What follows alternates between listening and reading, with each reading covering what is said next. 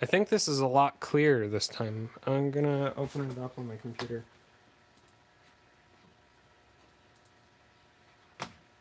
We'll see.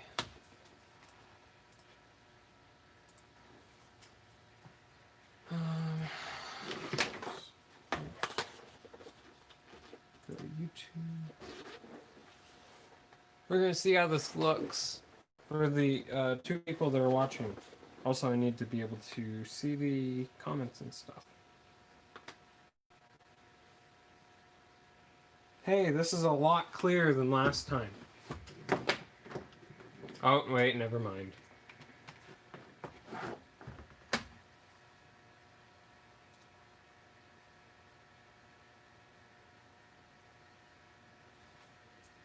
Let's see. We're figuring this out still. It's a little cleaner this time. Yes, it's much clearer this time. It's not an absolute dumpster fire like last time. Sweet. So today we are going to be making stickers for sure for this bump 4x4. We're going to be making stickers for this pink 1x2x3. We might be making stickers for this or this, and we will be reassembling this puzzle.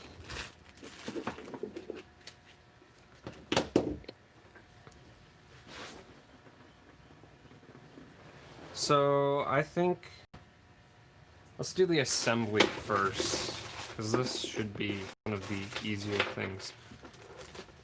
Now, something that's weird about my puzzles, what I do, is, let's bring this up here. As you can see, I use a hex key. Oh, wait, there, focus, there. I use a hex key for most of my puzzles, and that is because it makes it easier so I don't strip the screws, and I can reuse screws from puzzles. So what's wrong with this puzzle is, well, besides the dog hair, as you can see, this core, the entire center right there has completely just torn out. So yeah, we're going to be putting in this new core, this one.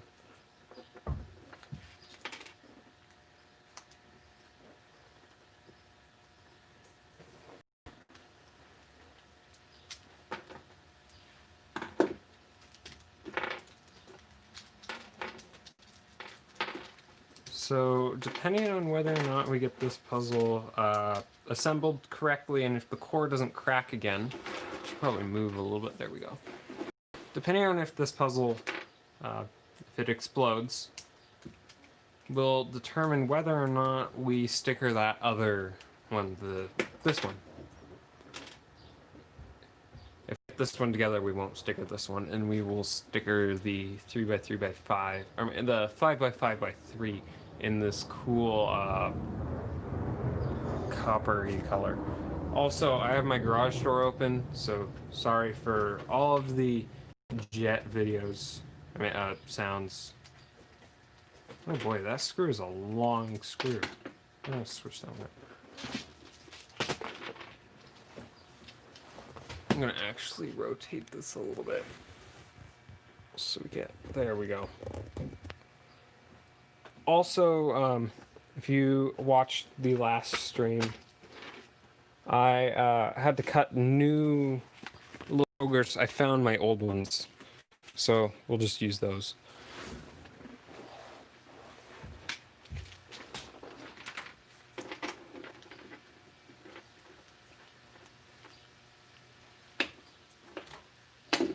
This is annoying with how it's set up on my computer. I can't see the chat and a preview of what I'm doing. And because of how I'm streaming this, I'm streaming it from my phone, so I have a better camera quality, you know, so it's not a PewDiePie camera quality. Anyways, so I can't see it through my phone either, which sucks. But it's okay.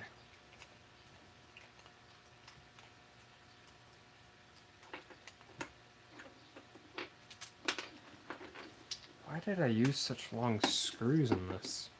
Like, I have a mixture of screws. I have a mixture of these short black ones and really, really long silver ones.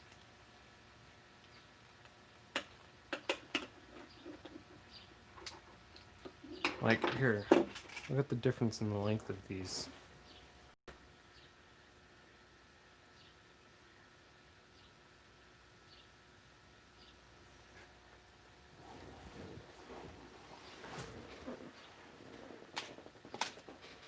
Well, it's like a balance between being able to see the chat and being able to see the screen, which really is a bummer.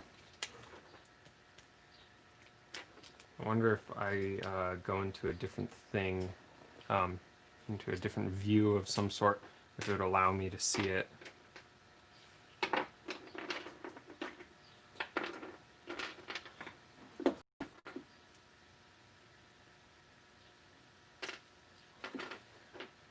There's a silver screw.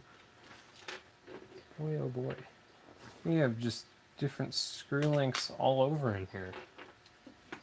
We're going to have to make them all actually the same, because, you know, that's a good idea.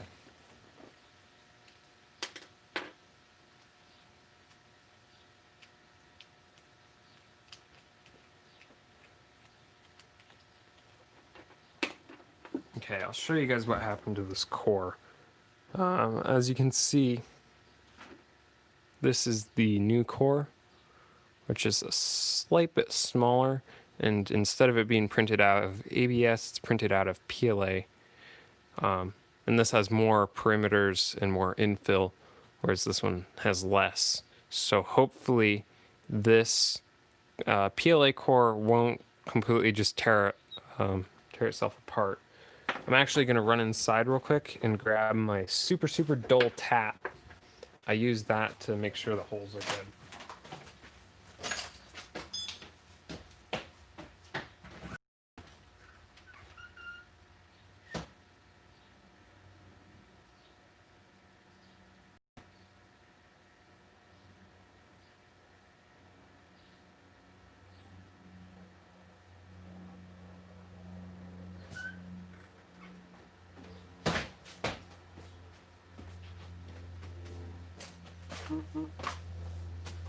Okay, I got the tap, and as you can see, it's super incredibly dull if it focuses. There we go. And the reason why it's so dull is because I tried putting it through hardened steel and didn't work out so well. But it works perfectly for kind of making sure that these aren't going to be too big, too small, and then the screws end up being too big and cracking it apart from shear force. Of course.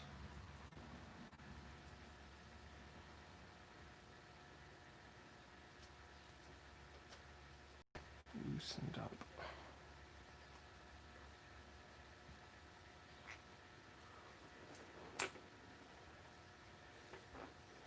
So yeah, we're just gonna put this puzzle together first.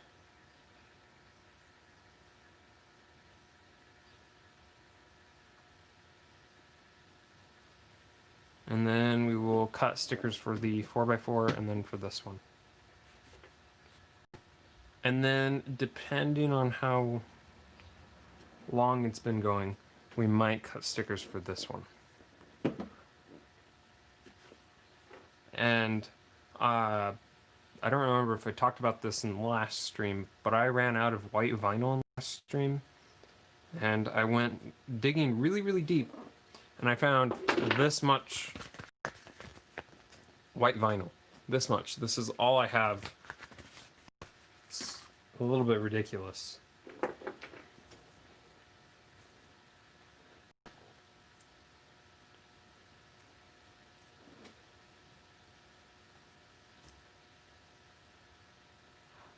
These screws, I got them from, it's ZLYTECH. Zealtech or whatever.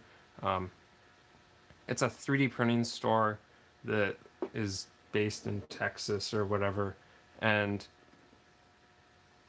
they sell like Chinese stuff for like Chinese prices, but it actually gets here within like a week, unlike if I were to actually order it from China.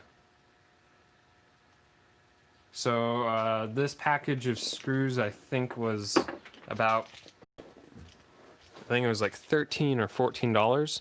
And the good part about this box of screws is, as you can see, it's not 100% washers and nuts. Oops. I'm just going to ignore that I dumped those on the ground. Anyways, as you can see, there's actually a decent amount of screws in there. Ignore the black ones. The black ones didn't come with it. I just took those out of this puzzle. So, and I've put a few puzzles together with the screws, so there's more than what's actually in that box. It's a pretty good value in my opinion. The only part that kind of sucks is they're all hex heads. So, as you can see, they use the little hexagon heads. And I really actually love those because they don't strip out constantly. But the issue is anyone who like is into twisty puzzles doesn't use them. So it's kind of non-standard.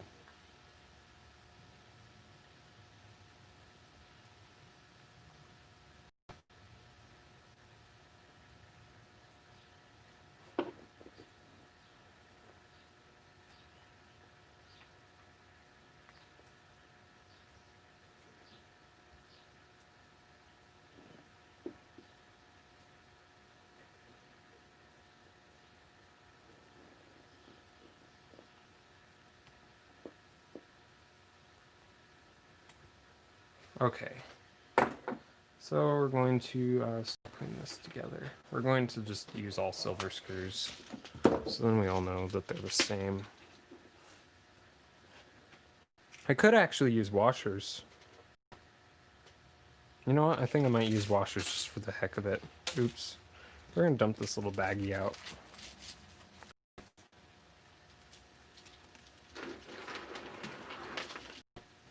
And we're going to use this length, except for in the top and bottom ones. The top and bottom ones will use slightly longer ones. Should probably move everything into frame. I'll tilt it down actually a little bit. There we go. So we're going to use this length. I think these are like 15 millimeters long or something. And then we're going to use, I think these are 12 for the pentagon centers, these ones. Now, where's all this stuff going? There we go. And we're just using washers for the heck of it. I got this really, really cool screwdriver at Lowe's. It's like $11 or something, but it's really nice because it's super easy to change out the bits, and it comes with a bunch of actually really useful bits. There's a bunch of Phillips head and flathead. They're all inside right now, and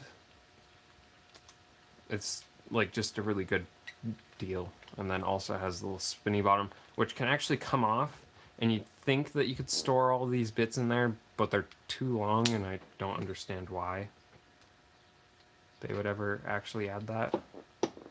Doesn't make sense. Hope these screws aren't too long.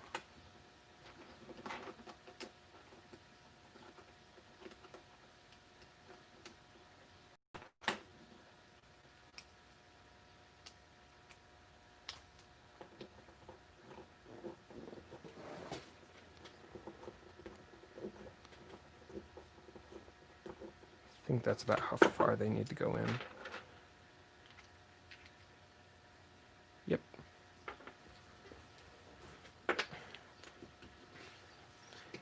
So I'm gonna put the, you know how washers, here, two of them. So as you can see with the washers, there's a side that's more smooth and a side that's more rough. And that's because they are stamped out of really thin sheet metal. Anyways, we're going to put the smooth side towards the plastic and the sharper side towards the head of the screw.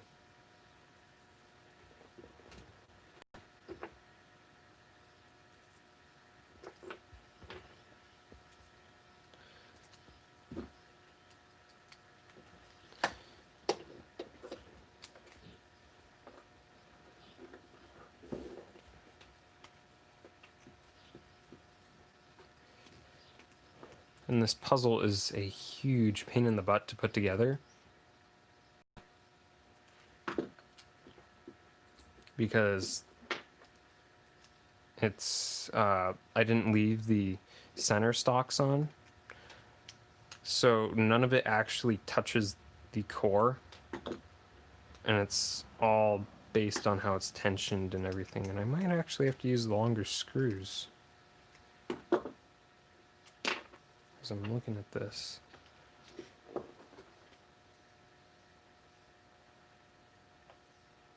This one needs to be loosened a little bit.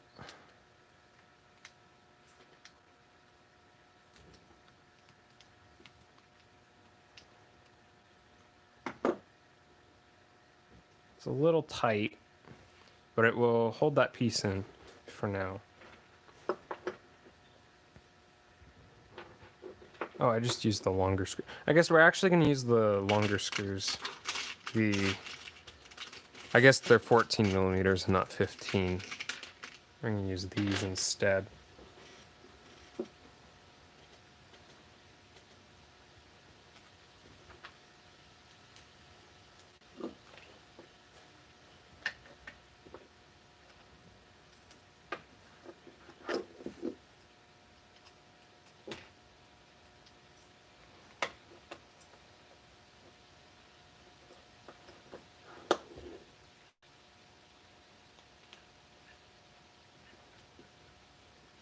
So when you're putting screws into puzzles, you want to make sure that the screw goes down far enough that it's past the wonky threads that you'll definitely get from screwing it in kind of sideways. Because if you've ever looked at, I think I have some puzzle screws over here. Screws that are in mass-produced puzzles, you'll see that they have this little piece on the end that's threaded.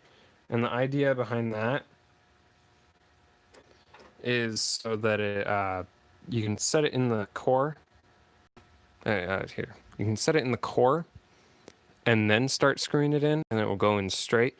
But since those screws no one uses for custom puzzles, you have to just make sure your screw is long enough that it straightens itself out. I might do a stream designing a puzzle. The thing is, though, is that requires me to figure out how to use like OBS or whatever. And this is going to sound very boomerish, but I don't really want to learn how to use OBS.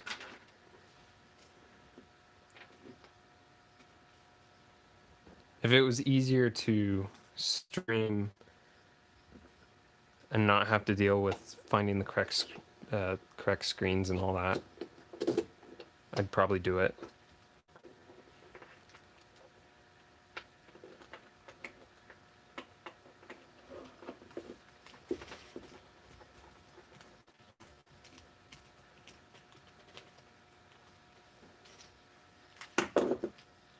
It's a little too tight.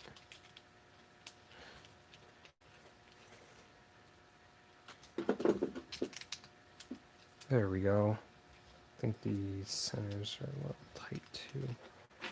Let's stick this in there.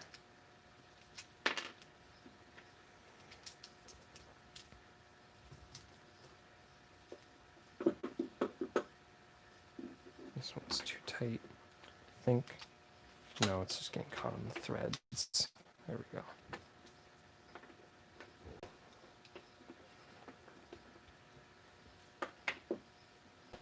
And we need to figure out where we are.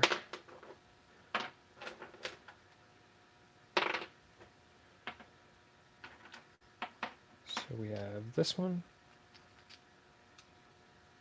I think. Oh, I gotta flip this over. There we go. No. Okay, that one just doesn't go there. This is another hard part about this puzzle, is figuring out what piece goes where. And then finding that piece is kind of difficult too. So I'm going to quickly just sort these kind of off camera a little bit. There's one we need.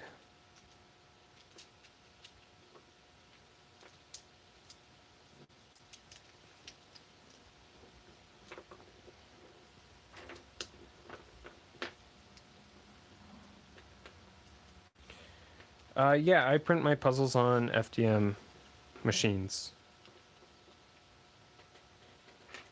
It's so much cheaper than an SLS machine. And it's not like I'm designing puzzles that are strictly SLS only. So we need to find the one that goes there. This one, we need red and green.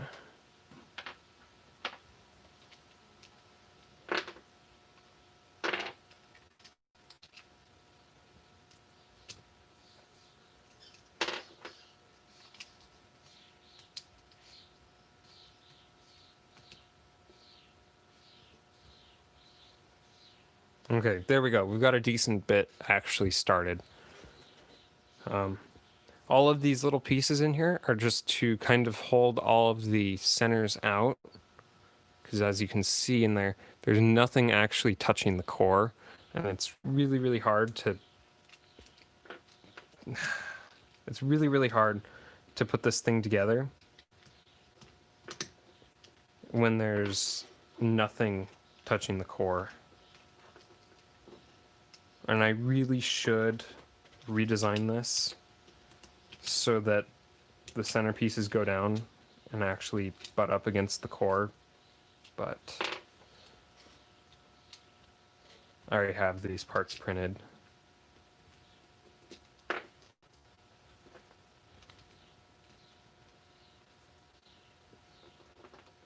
The other issue with this puzzle is I don't have springs, so putting it together, I have to put it together too tight, and then I have to loosen it as I go. Ends up being a little bit of a nightmare. And we're gonna put the orange face together now.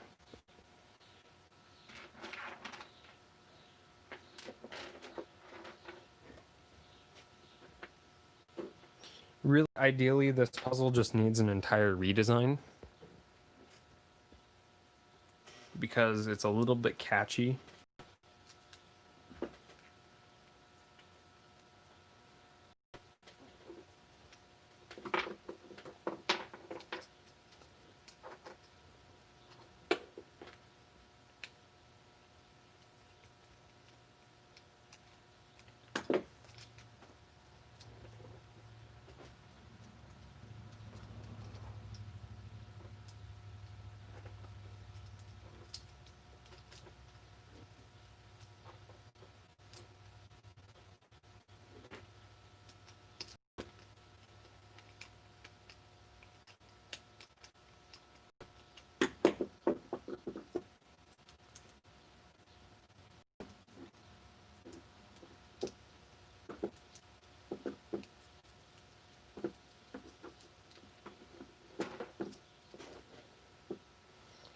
And now I'm going to put the red face together.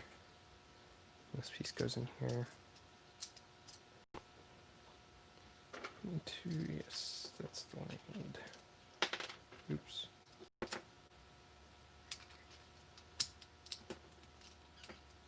There we go. We've got another section in, and now it shouldn't, for the most part, be falling apart because we have so much of it together.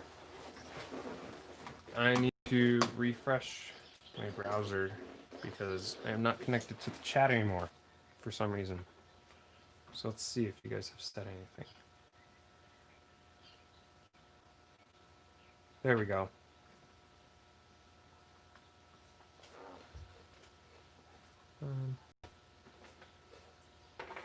Need this.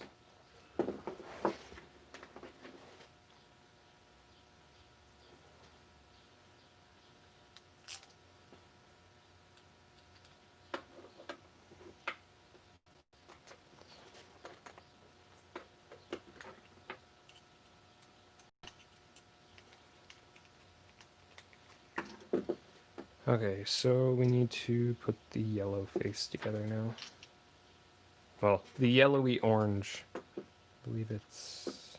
No, this one goes here. I'm just kind of setting these on here temporarily to see what colors I need because it's already stickered.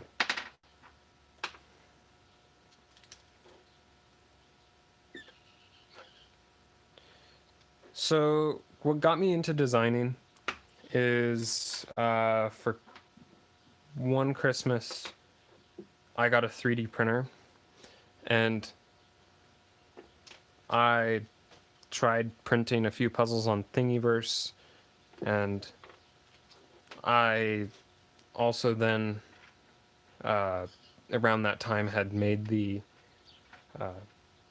Penrose 9x9, and I had sent that to JR Cuber. So I met NK Cubed around that time because he messaged me after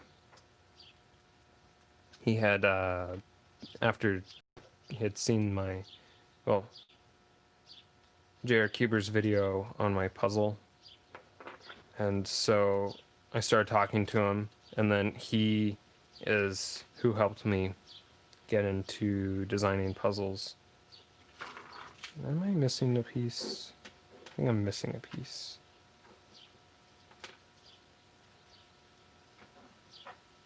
Might be pieces inside.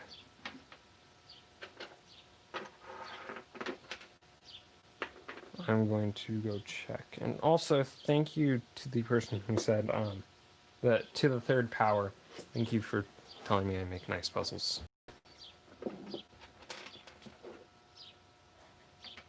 How many do we have? We have 2 in there. 1, 2. We're missing one. I gotta go grab.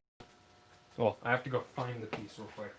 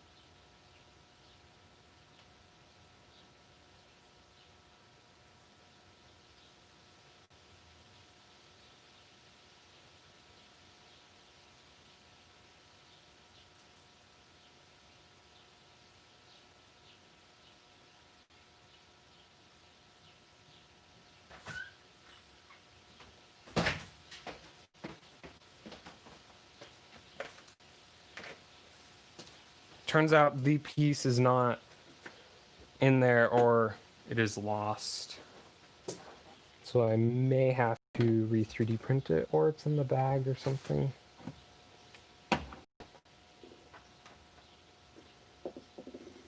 We'll just have to leave that one out. We'll have to put it in a little bit.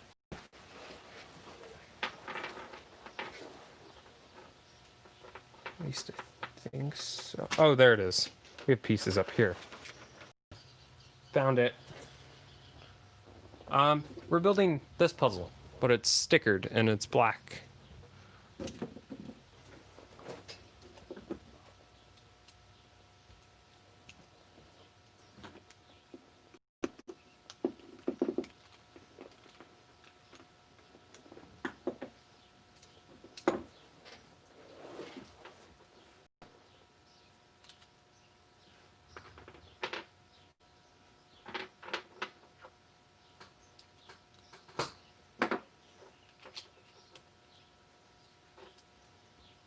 So we're about halfway done now, putting this together. So it isn't too bad.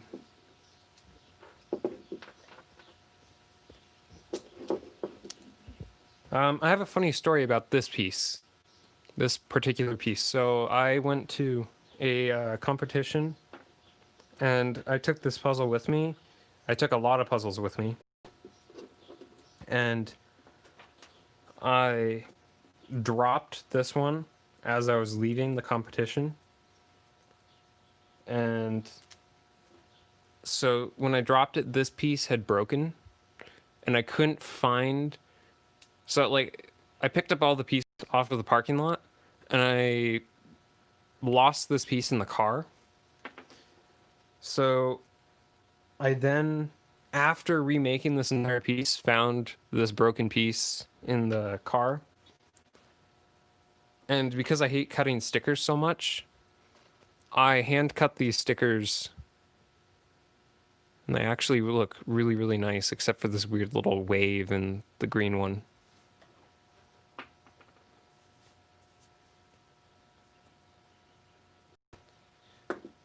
Yeah, this puzzle doesn't actually have a formal name yet. So if you guys want to help me name it, you guys can. I normally just refer to it as this thing, or the corner turning gyro elongated square dipyramid, which is technically its name, but it's a horrible, horrible long name.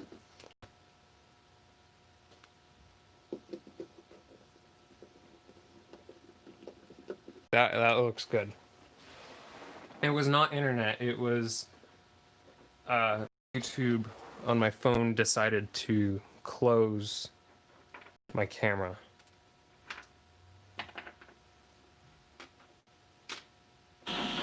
My camera. Oh, crap. And I had my stream open on my phone. So I was streaming my stream. That's funny. I think this is working, right? Why is it so crappy? Go back to the crystal clear it was earlier.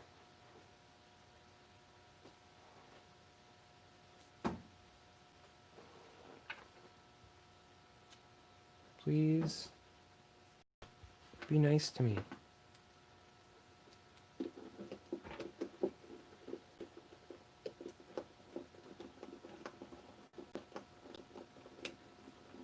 I'd appreciate it if my internet came back.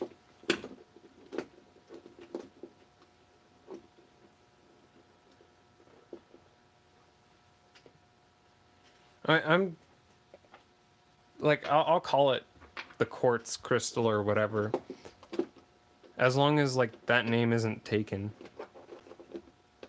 and as long as it actually looks like the proper quartz crystal, so it isn't just like a really dumb sounding name. If you guys want to check the Twisty Puzzle Museum for me really quick, you guys can.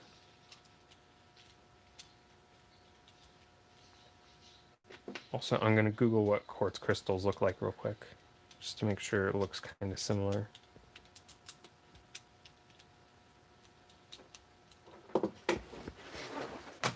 Google time. Quartz crystal.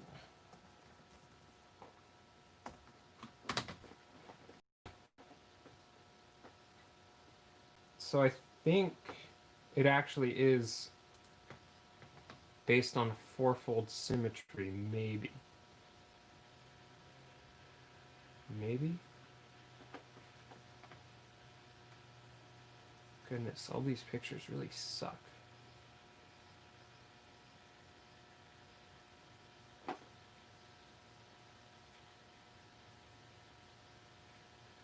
I don't know, it might be down to just how it's cut. Because I'm seeing some that are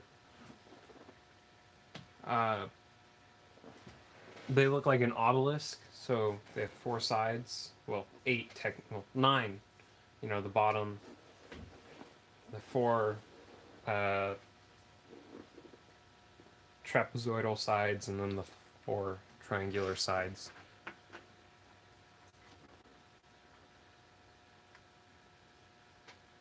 Kind of gives me an idea to make almost like an Egyptian themed obelisk shaped puzzle. That'd be kind of fun and interesting. We need this one. Oh, I'm completely putting this in the wrong spot. Whoops. I need the light blue pieces and purple.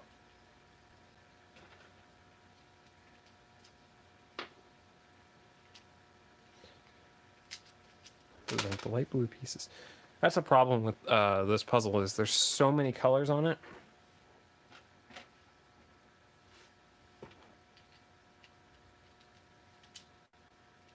Oh. There we go. We need this one. And I think it's this one. Yes, it's this one. It's the part that is the worst about puzzles that are already stickered or stickerless or whatever. Once you disassemble them, you have to reassemble them according to the stickers. Because I don't know what happens if you mix up these pieces while putting it together. Because like on a on any normal end-by-end puzzle, as long as your corners are right and as long as your edges are right, the rest of it can be solved, I'm pretty sure.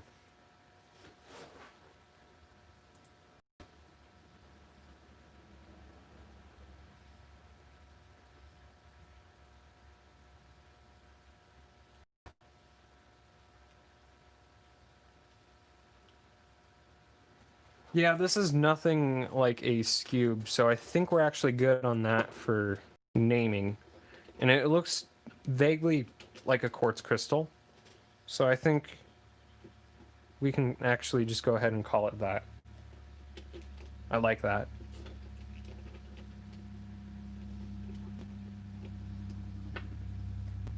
We need this. We're gonna put that screw away.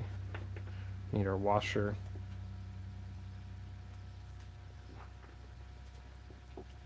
The cool thing about this puzzle is it looks really, really complicated. And, you know, it's kind of daunting looking while it's scrambled. But it's actually very, very simple if you break it down to its basic concepts. And as long as you do it in the right order, you know, those basic concepts, you won't have any problems solving it. So put this one in super loose so we can just kind of pop these pieces in like that. And we need this one in there. Then we need this one.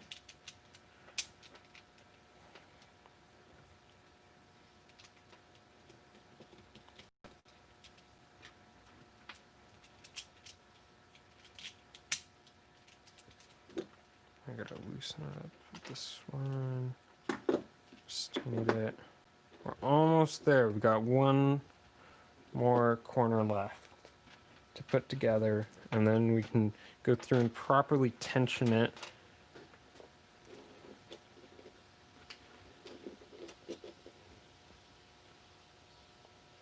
Oh, whoops, I forgot to put that piece in. Need the final black one, I believe. Yes.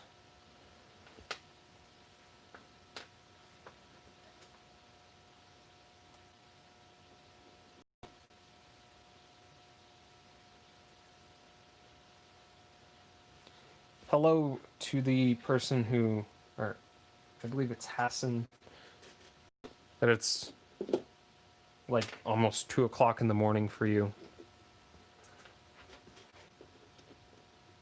It's kind of crazy. You know, sleep is still very important, even though all of our schedules are thrown off so crazily.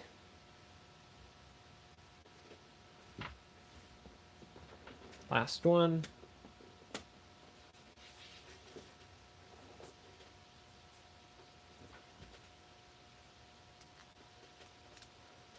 Also, cuboids aren't actually too hard to make, as long as you know how to make end by ends, or if you're modding on your own, because most of the time you can get away with actually not cutting into the puzzle at all, and it's all extension based. And if you can do that for a majority of the sides, you're good to go.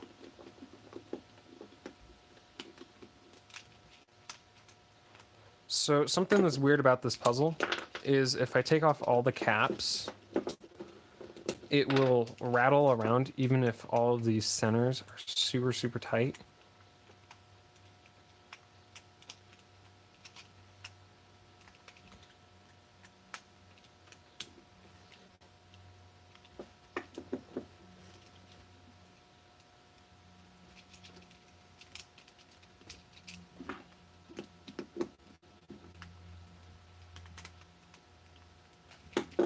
Okay, so now we have to stick on all of our caps. Once we stick those on, the looseness should start to go away.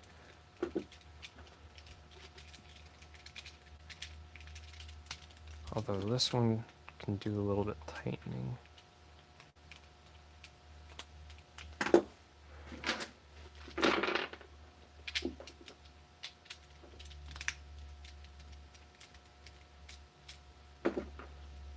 And hopefully this core doesn't break like the last 3 that have been in this puzzle.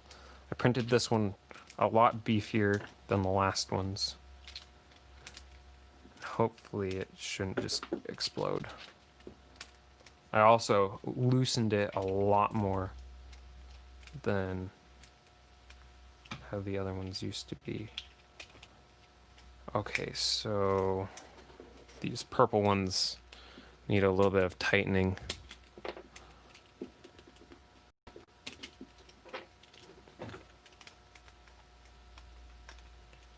And the scary thing is if you tighten it too much, the core will either crack or it'll strip out. I'll go around. This one's still a little loose. This entire puzzle is just kind of a little bit loose, and I'm thinking I'm actually going to glue these caps on so they don't pop out, which is really risky because if something does happen to the core, you know, issues will arise.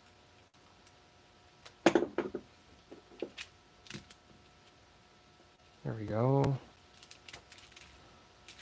Oh, it's actually not too bad. This one needs a little bit of tightening.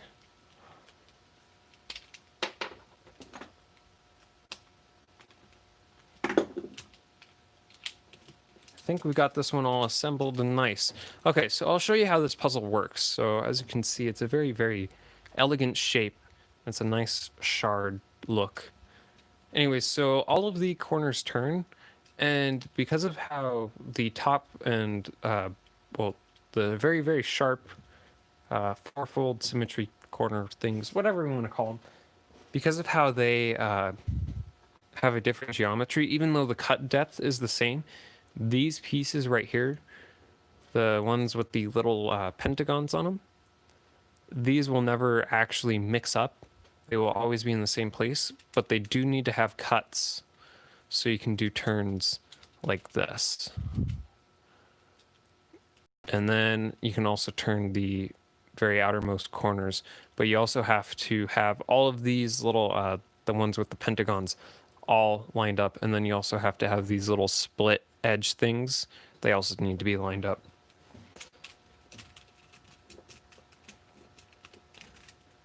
So you can turn all of the corners. I think that center is just going to give me the most problems. So we'll just put a tiny, tiny, tiny, minuscule amount of glue on it to get it to stick. It's this one that keeps popping off, right? Or is it this one?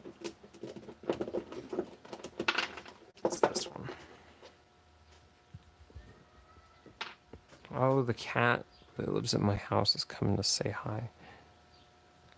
Oh, sorry. Hold it up.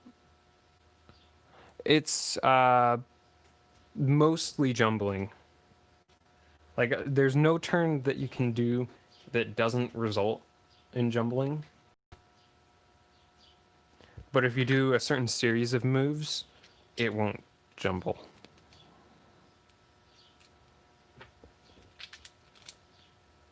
So, like, if I turn this corner. Goodness, I just put glue on you. You're supposed to stay down. So if I turn this corner, and then I turn this corner, and then I undo that first turn and that first turn, you'll see we have a 3 cycle, and it's not jumbled. But during those moves, if you do other moves, it is jumbled. So we'll just undo that really quick. I'm happy it's all together and not falling apart. Because when I put that pink core in, wherever it went, that first core, well, the first core that you guys saw, just exploded. Like, but yeah. And then that's the website or place or whatever you want to call it that I got these screws from. Okay, so now we are going to... I'm going to actually run in and grab a snack real quick. And then we will start sticking the puzzle.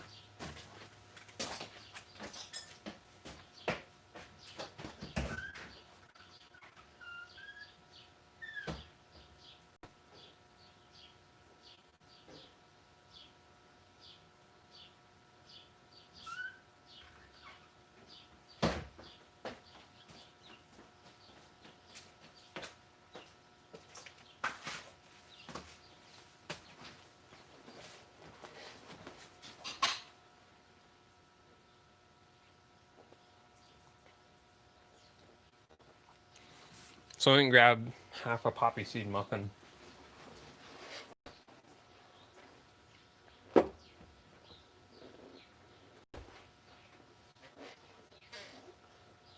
Okay, so for this 4x4 bump cube, this one, we're going to be continuing the pattern of holographic stickers on all of the bump cubes that I've made, except for the very, very first one, which I did carbon fiber stickers on. And we're going to be using this stuff, which is like green purple. It's really, really kind of cool.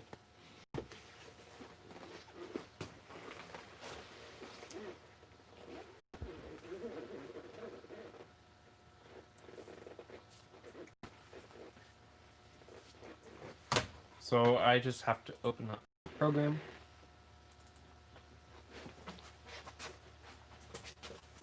I have to climb up over here and put stuff out of the way. Here's my really cool wooden mallet.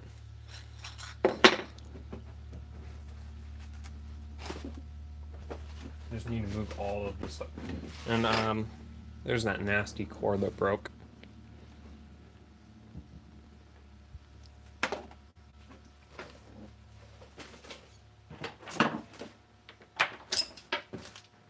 Have some Home Depot pencils.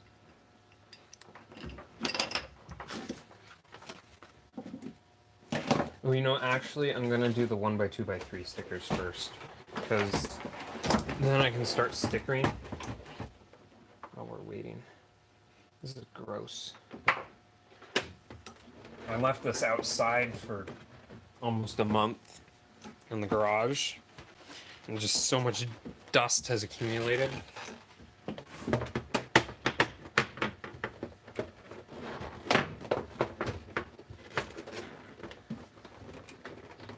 There's also dead mosquitoes all over the place because they're attracted to my fluorescent light that's up there, and they die.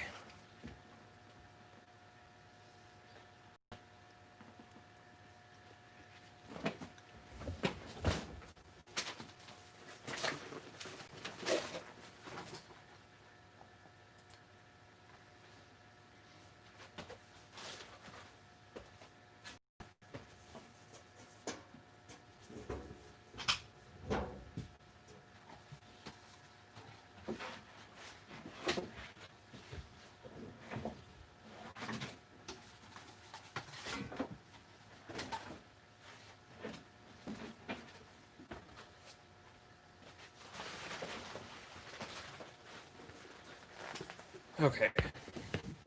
Got the mat, everything. I'm gonna go throw away my muffin wrapper thing.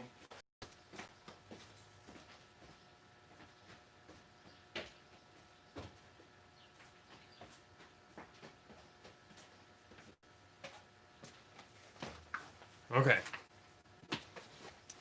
I'm actually thinking I'm gonna go grab a different mat because this one's kind of filthy. There's dog hair and dirt all over it.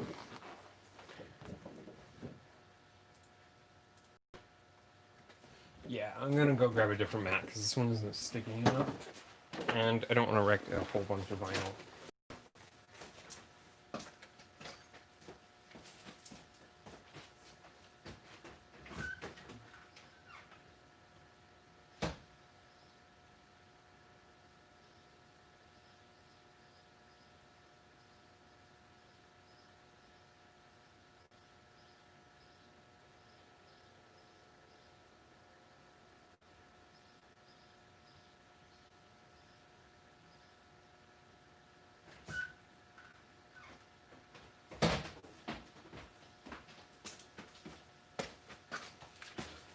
Alright, so I got a new mat.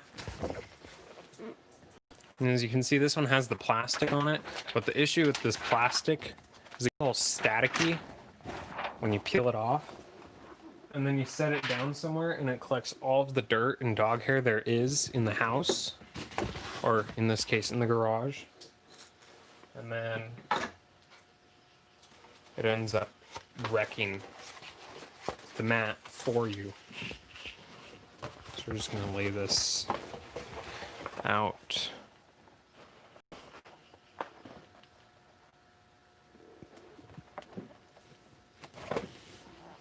Oops.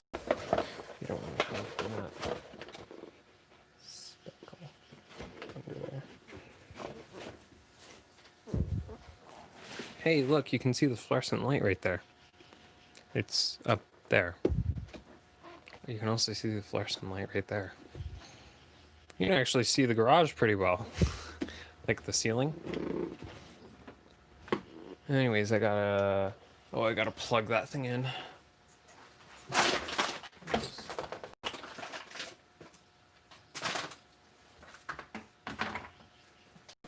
Oh boy. This is an absolute disaster.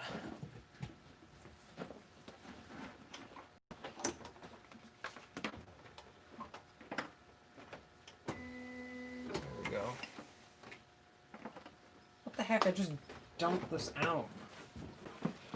There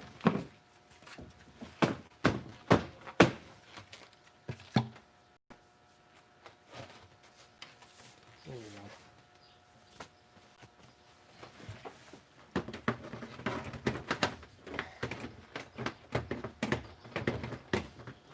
Yeah, we're just gonna leave that off for now.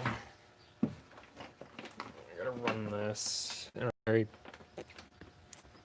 cable stuff. Hate cable management. Good cable management is nice, but getting too good cable management and having it be temporary is insanely difficult. I should vacuum off this thing. It's gross.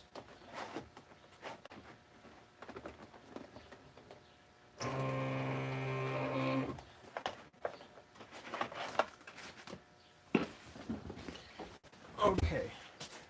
So now what we have to do is we have to run over to the computer. I'm just going to pull this off the roll. There we go. So we have to run over to the computer, which is over here. I'll even bring you guys along. Well, we're unplugged. So we're going to open up this program here. Well, actually, we're going to go to desktop, grab all of the 4x4 DXFs, throw them in there. I guess it's only going to import them one by one. Well, I'm actually going to do it over here, so I can actually focus on this.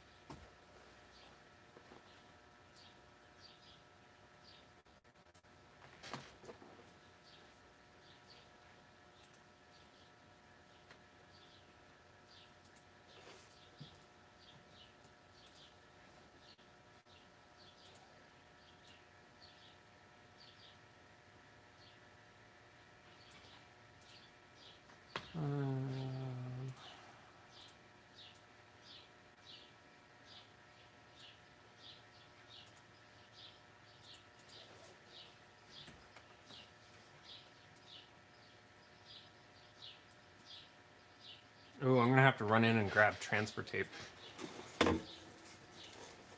Because I'm not about to actually stick all of these stickers on properly. Because that's a lot of stickers.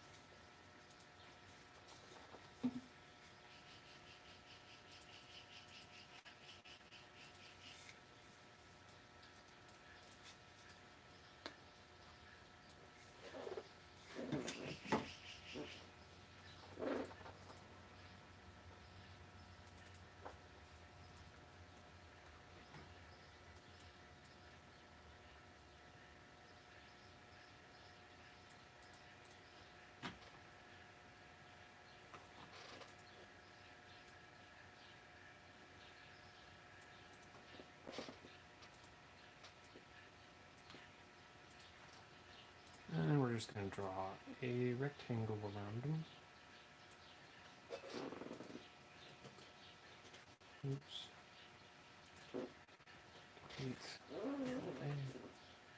No. I'll in a little bit.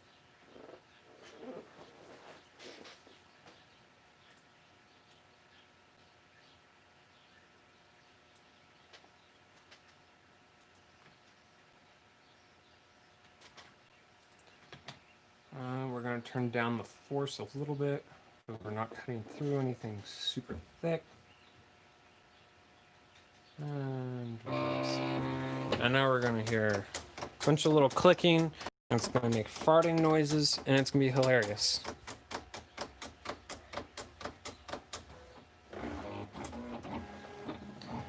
Kathleen, you missed me putting this puzzle together. It is, we're calling it the quartz shard or something like that. Ogre's quartz shard, or I don't know. This one needs a little bit tightening. I think it also needs tightening on the top. And we discussed screws and what kind of screws we use, and yeah, that's about it for streaming-wise stuff. I don't know where my screwdriver went though.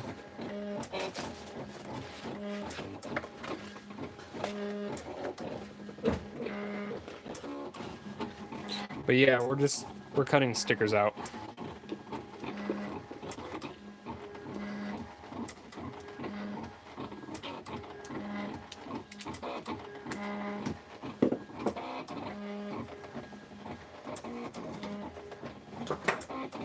There's the screwdriver.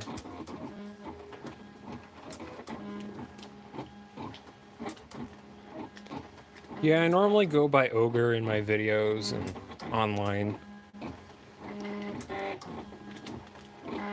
I sometimes, introduce myself as Gabe, but people just know Ogre.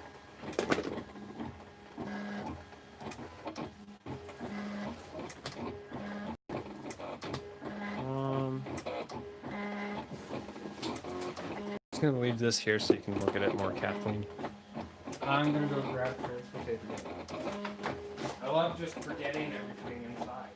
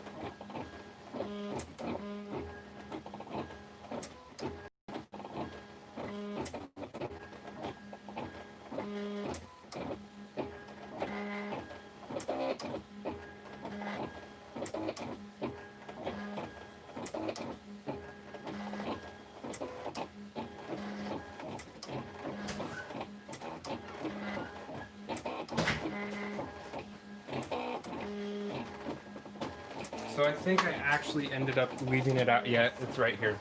I left it out here. It's right here.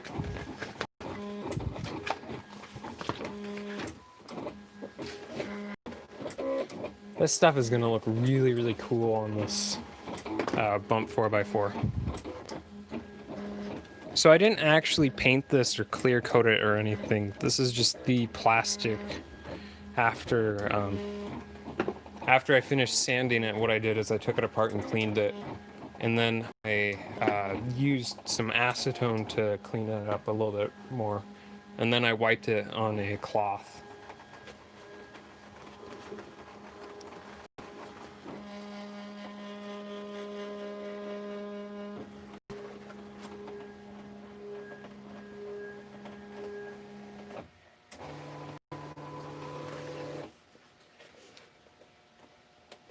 Come on.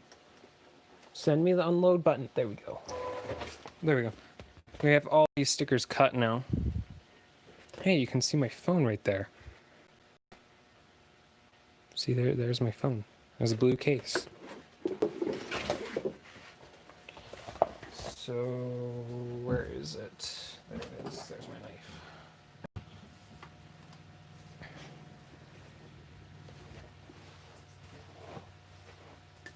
So I cut a rectangle around the outside this time, unlike last time. Oh, I actually think it's brown. It's not green or purple. It's a weird holographic brown. That's interesting. I just thought it was the green and the purple mixing that made the brown. Okay.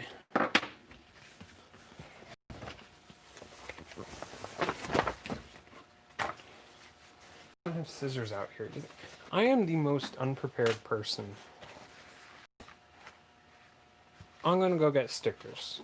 Scissors, not stickers.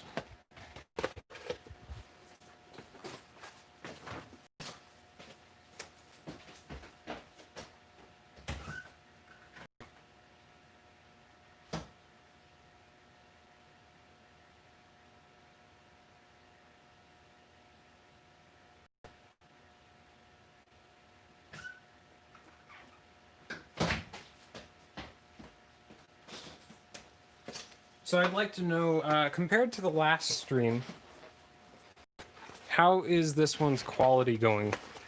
Like, I know it's obviously better, but like, can you actually see what I'm doing?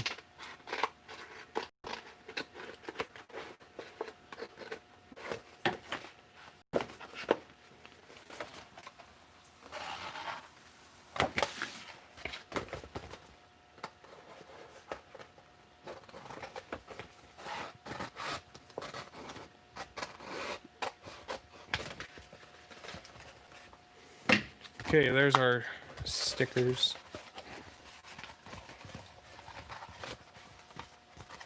Okay, that's nice. Actually, really happy that it's so much better this time.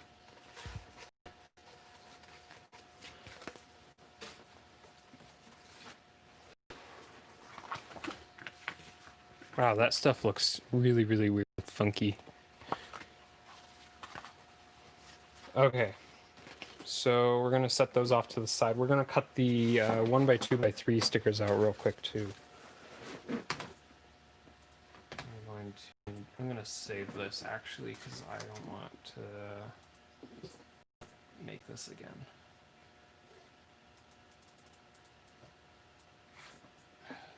Bump 4x4.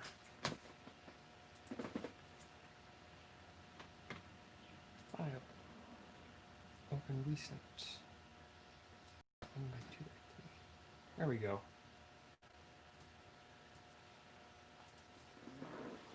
Okay, I gotta look at this. What stickers are these?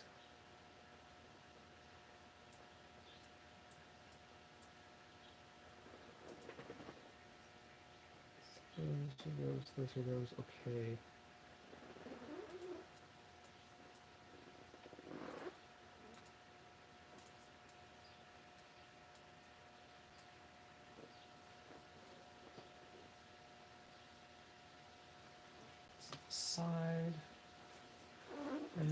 this is the top.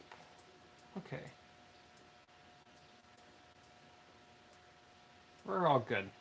So we're going to do a regular color scheme on this purple 1x2x3. This one is a special one that I owe someone.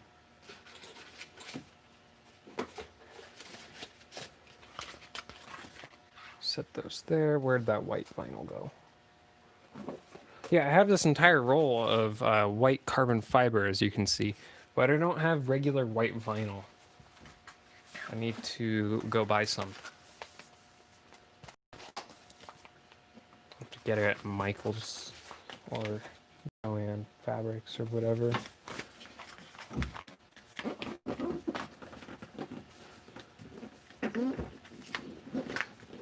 It's always interesting going into that store because you'll see all sorts of different people in there making stuff, and it's kind of fun. I'm going to actually run it the long way.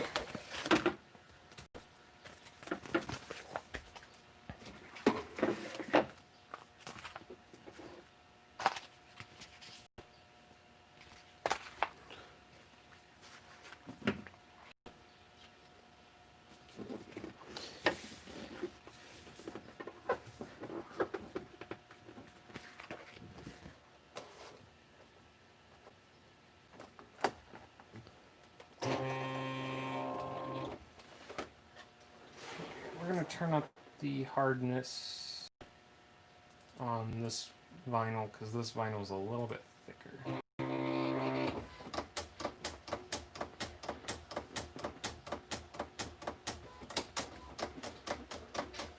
Let's hope it doesn't cut off the edge. I hate it when it accidentally cuts off the edge.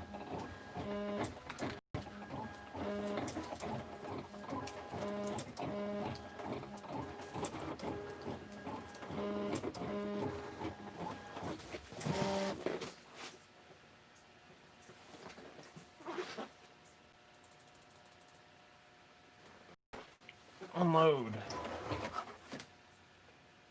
It didn't cut off the edge.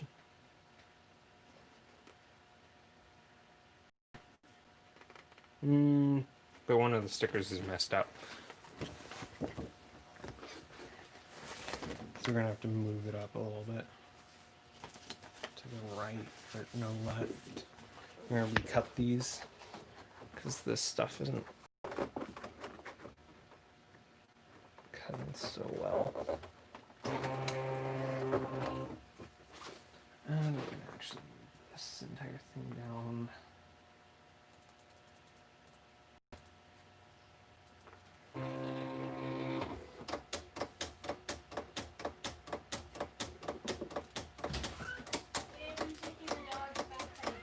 Okay.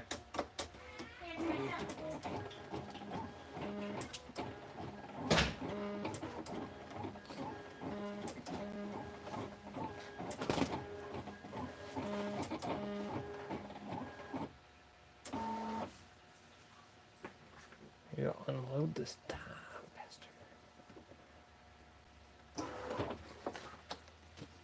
bastard. Okay, those cut actually nicely. I didn't put a rectangle around these because on the scraps of vinyl, I just cut them out with scissors.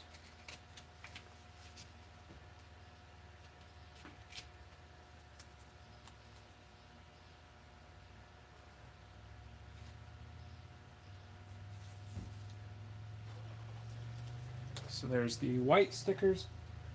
Oh wait, I gotta double check something. We might actually have to recut those. Oh wait, I can't check my Instagram DMs. Wait, I put it in my notes on Google Keep. So I can check, yes.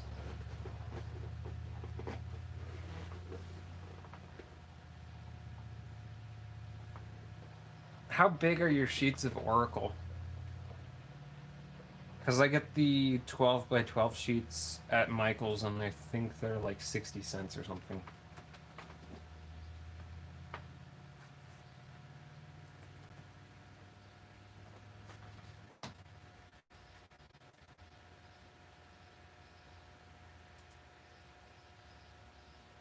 We gotta make them outline stickers, gosh darn it. That makes life so much harder. And it's okay.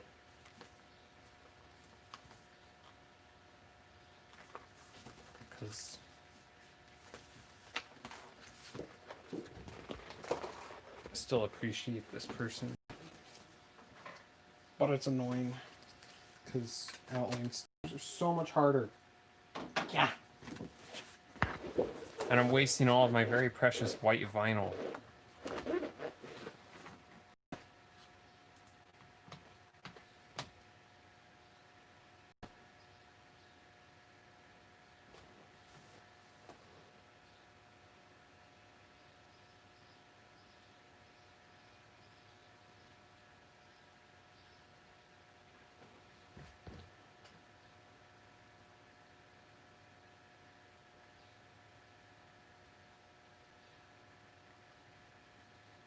I don't know, I'm pretty sure they're really, really, really cheap. Like, especially compared to the stupid, Cricut stuff. That stuff is so expensive. It's also really, really weird with how it is, Can I do outlines in here?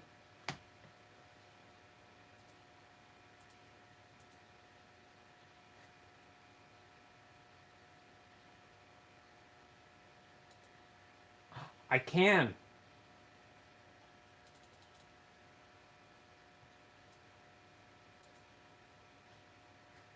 That makes life so much harder. I mean, easier, not harder. I can English. Yay!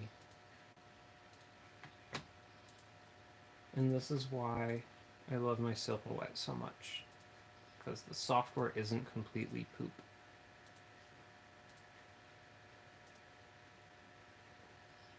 Send. Send. Back, read chat a little bit more.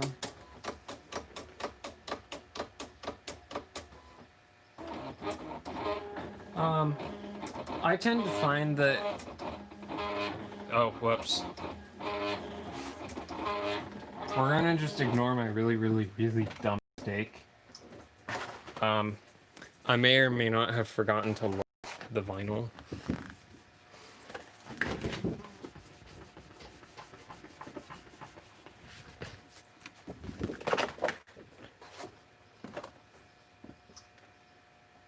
Oh my goodness, it takes forever to cancel.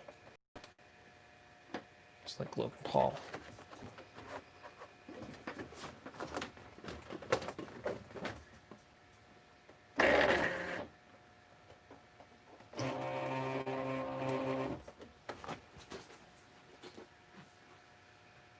Yes, it's a Cricut sheet.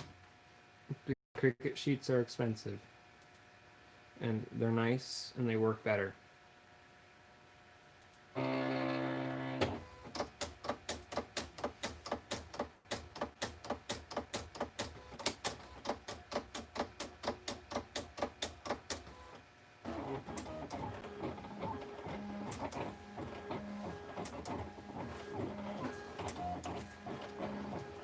For wasting all of my precious white vinyl. Yay, I love doing this.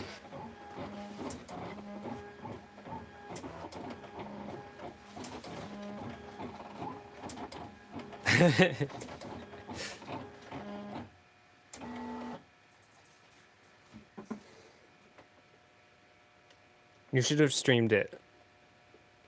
Jay was talking about how I should stream CAD stuff. Like you. And yeah. Why is this stuff so wobbly?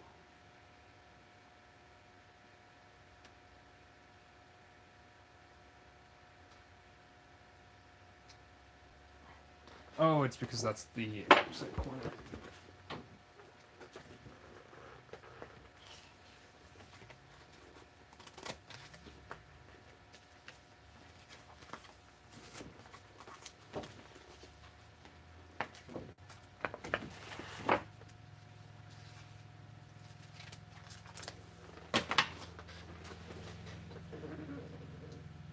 I absolutely hate doing outline stickers.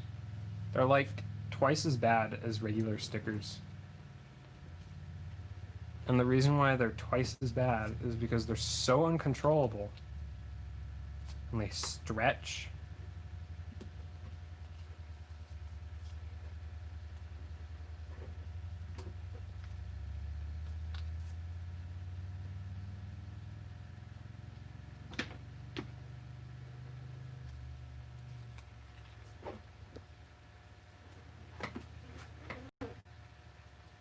I mean, at least they're gonna look nice, right? Yeah, those will look actually really, really nice.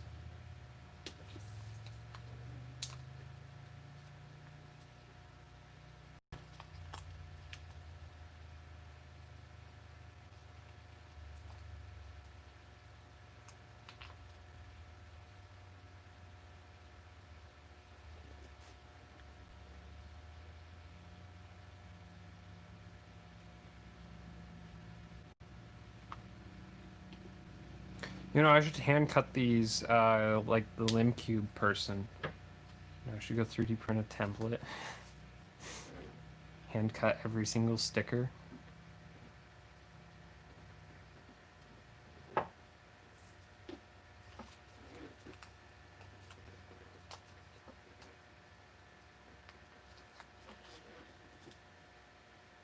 should cut out the yellow stickers. It's the wrong direction.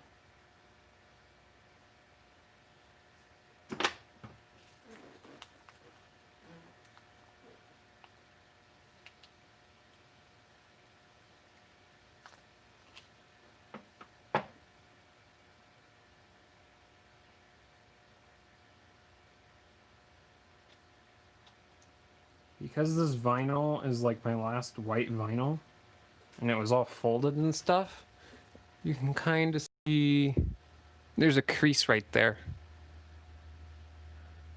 I'm trying to get some nasty light on it.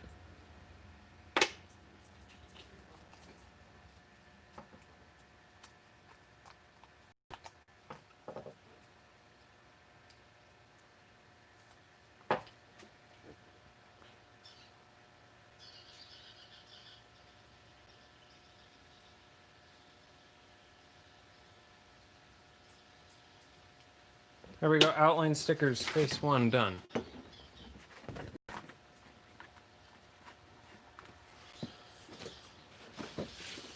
We're gonna cut the yellow face. Yeah, cut it out of that corner.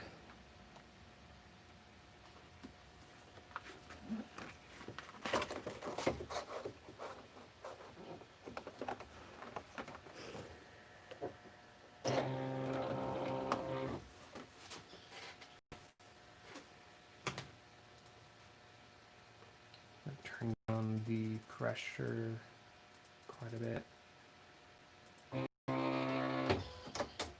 I'm gonna catch up on chat and stuff. Just go back here really quick.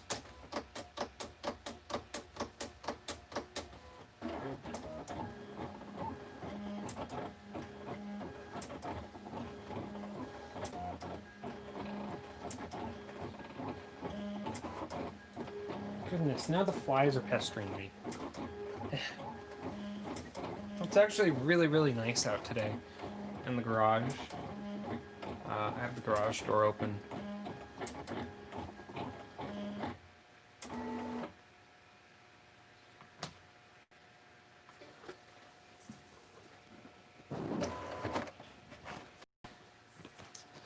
So, might do another stream tomorrow depending on how well this one goes. If this one goes super, super well, when I have energy tomorrow, I will stream again tomorrow because I have a lot of puzzles that I need to sticker because I have to send a bunch to someone. That's who these are all for the most part.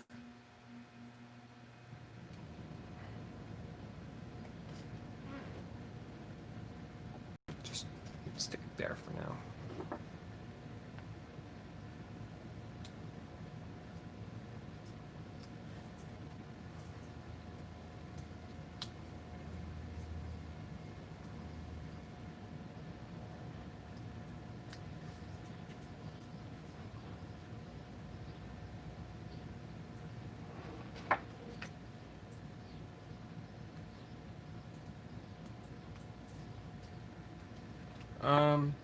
So I have one inkjet printer, and that is down the like storage, I guess, kind of room. You know, there's hobbies and stuff. If you're talking about 3D printers, which I'm pretty sure, you know, we can both agree on, that's what we're talking about. I currently have 3 actual ones, and I have one that's kind of just thoughts and parts, and only 2 of them are working right now.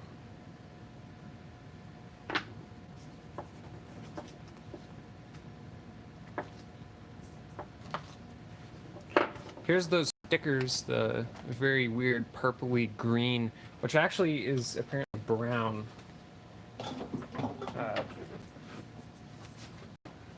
Tiffany.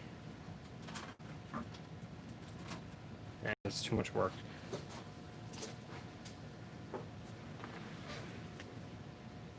Anyways, we're working on the pink 1x2x3 right now.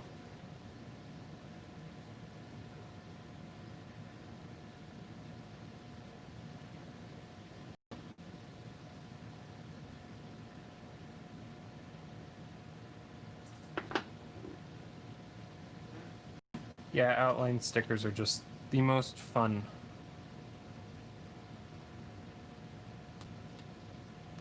Oh, I have to tell you guys what happened when I was putting this bump 4x4 together last night. So, you know how 4x4s are near impossible to put together. So I couldn't get the internal pieces to not, you know, just fly everywhere. So I decided to glue the centers in with a very, very small amount of glue. And so when I went to break apart the glue after I finished assembling it, instead of the glue breaking, it was actually the centers that had broken. So I had to completely put it together on top of a new 4x4. And that was a lot easier than trying to put a 4x4 together, but it sucked.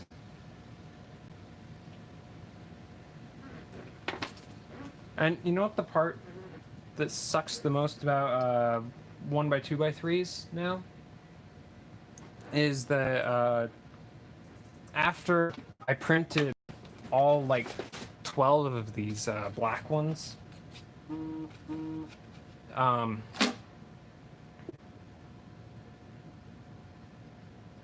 Chi or Moyu, I don't remember which one, came out with 1x2x3s. And I was like, what? Seriously? I was going to sell those.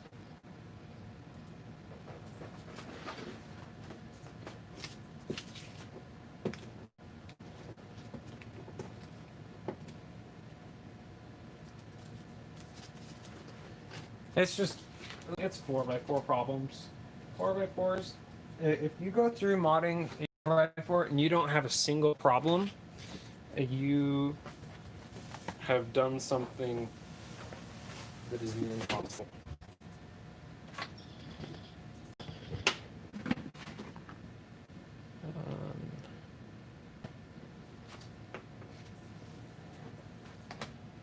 Now I gotta swap these out.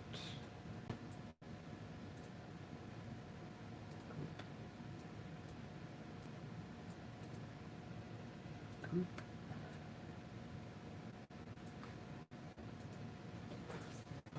I gotta find all the colors that we need. Doesn't help when I just pile everything up. Sorry, all headphone users. We need red. We need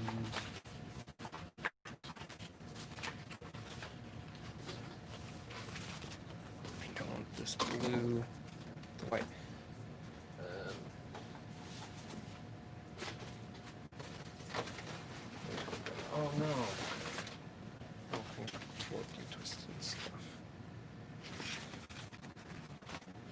those. Oh wait, I guess I have 2 yellows. I need orange. Oh yeah, I need to buy more orange too, along with white. Green. And that's all I need.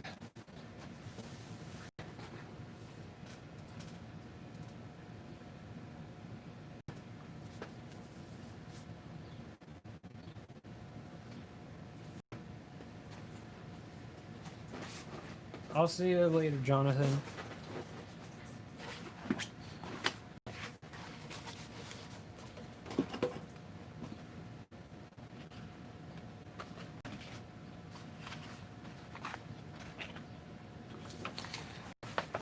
Yeah, you gotta be really, really careful with knives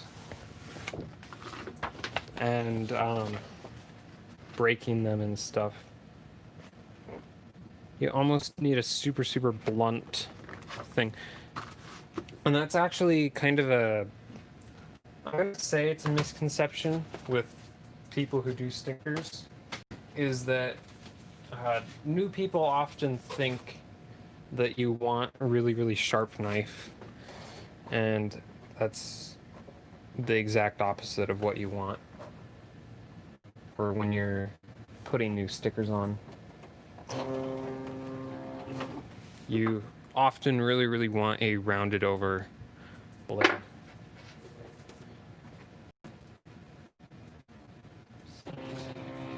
So while we're doing this, what I do, there they are. We can start sticking these on.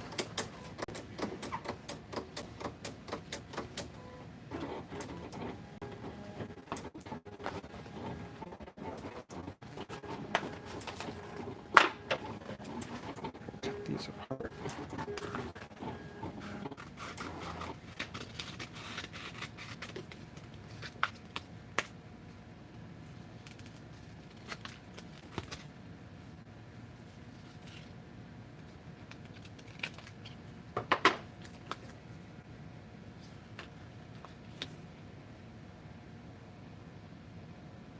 I think that one goes there.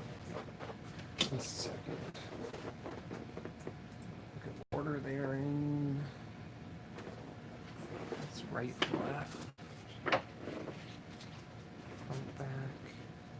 Oh crap.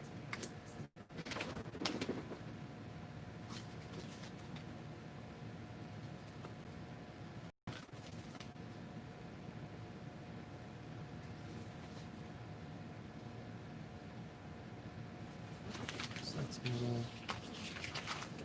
This is the bottom. And this is the top one. I believe. Yes. It is. So I believe this one should actually go on here. Did I cut these way too small? I don't think so.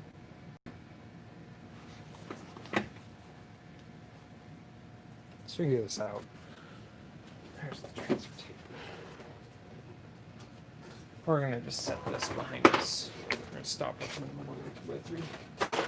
Because to multitask, which is what I'm doing, is impossible. So we're just gonna switch constantly.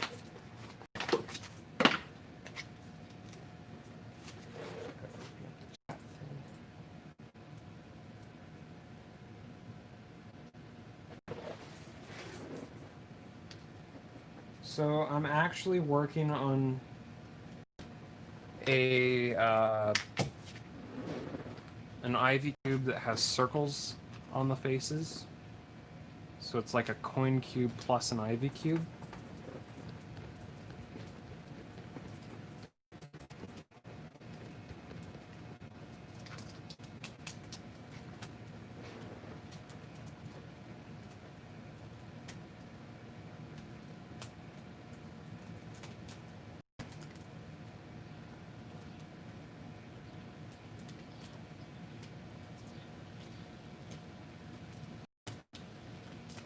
Here you can see that it's actually brown vinyl underneath the cool holographic colors.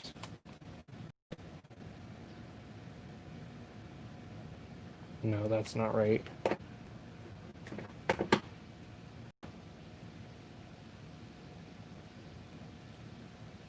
I think this is where they go.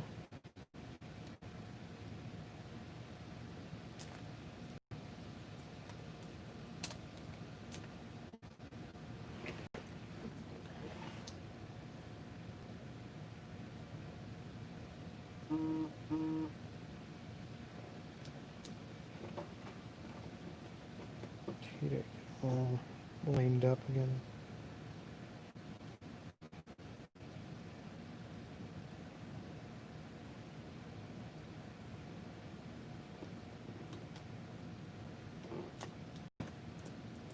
I think that's about as lined up as I can get them all. I'll just have to go back through and fix them.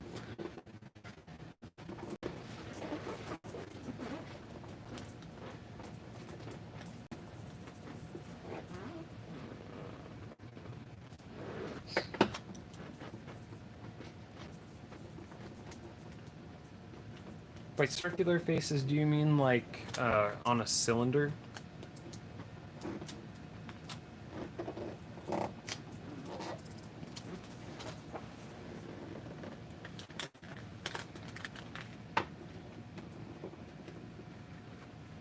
It's a really, really weird, interesting color.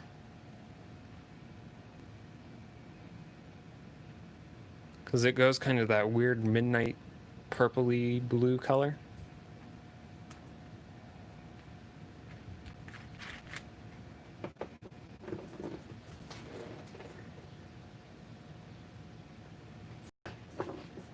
Sticker needs to be moved a little bit.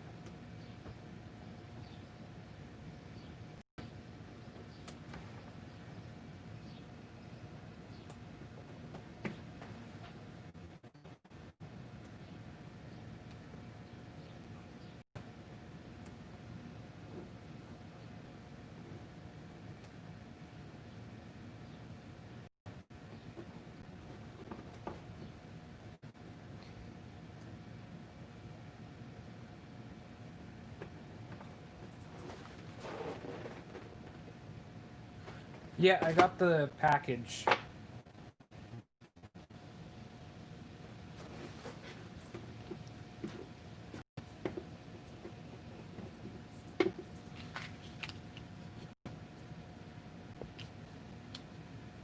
Okay, so we're gonna do this one next.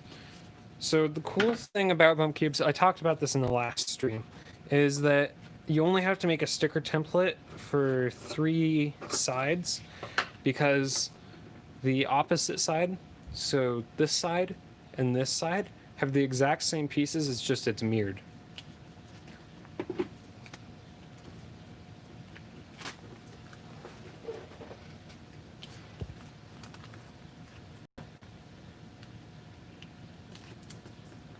Oops, nope, nope.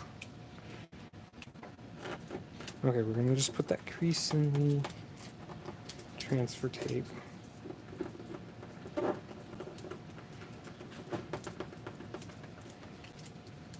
Let's hope this doesn't screw up all the stickers.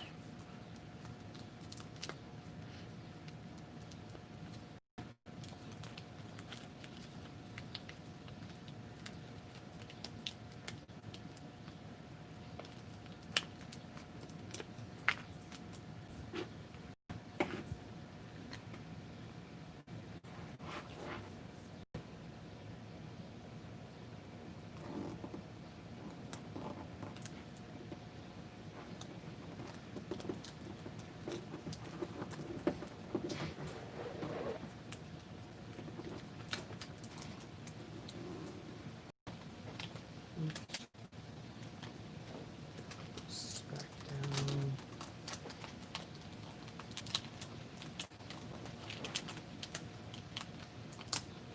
How does this side come out so much nicer than the other side? Besides, it's a little very tiny bit twisted.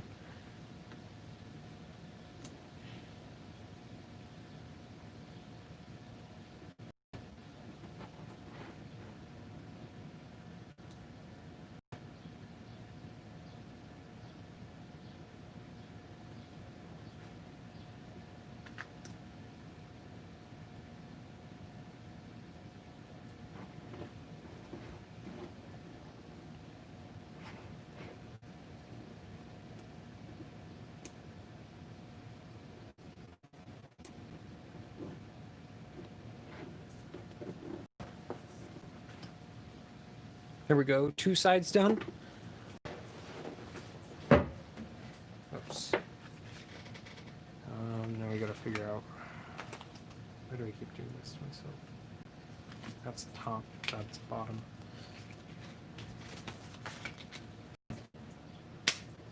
There is a mosquito trying to attack me. Leave me alone. Stop!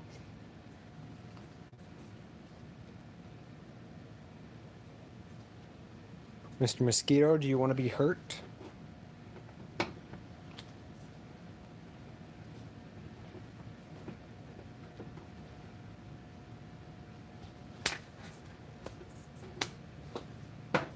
Goodness.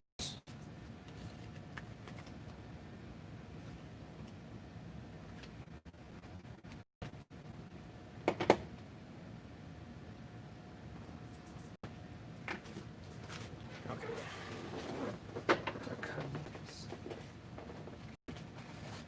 Yes. I attack the mosquito how it tries to attack me.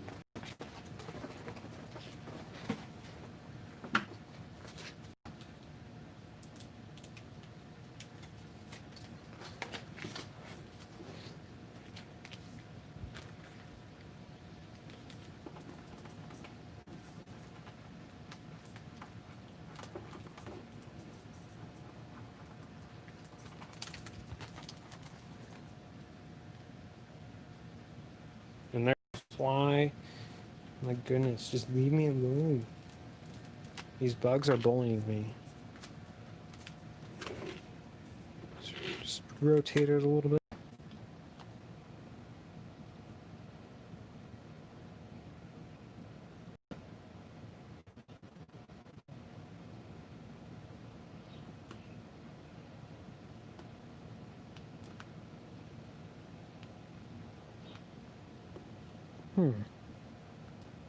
Stickers don't want to line up.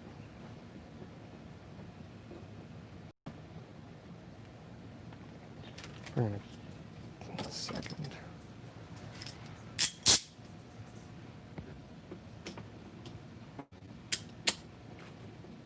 See if this will help.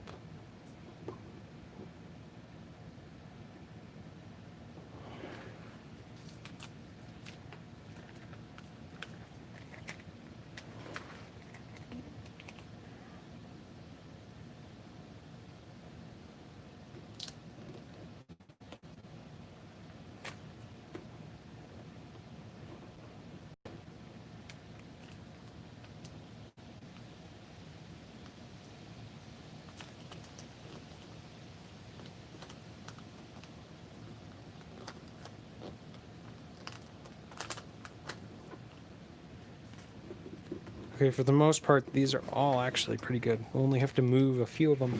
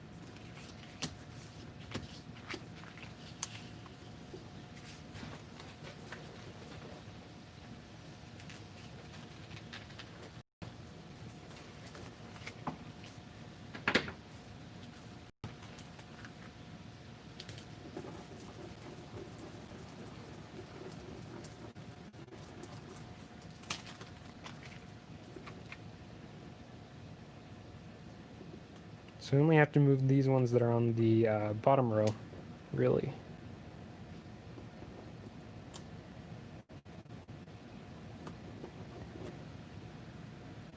Actually, I think we only have to move 2 of them.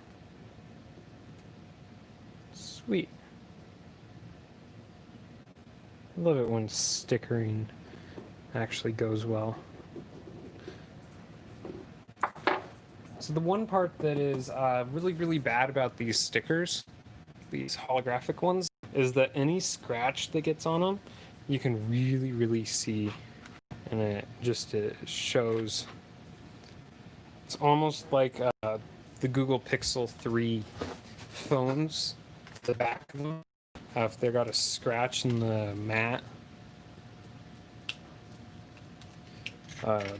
glass, they just would show.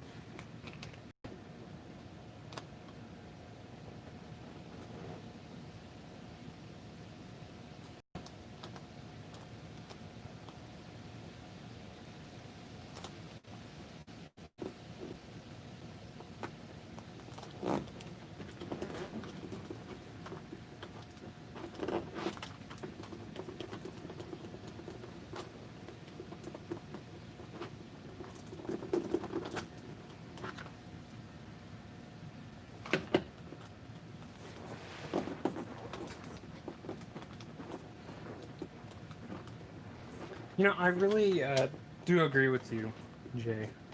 I really enjoy it when Nathan streams, because it's always when he's making stickers.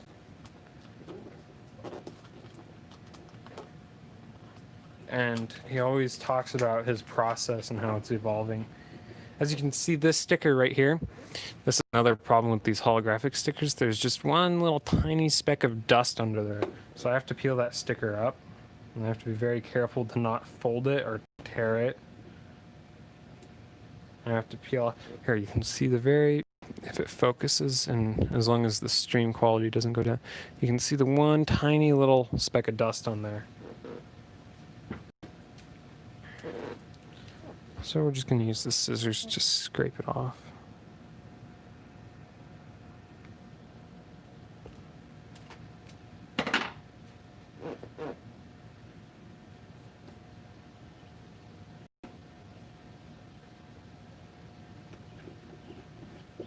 There we go. See, now there's no weird little bump.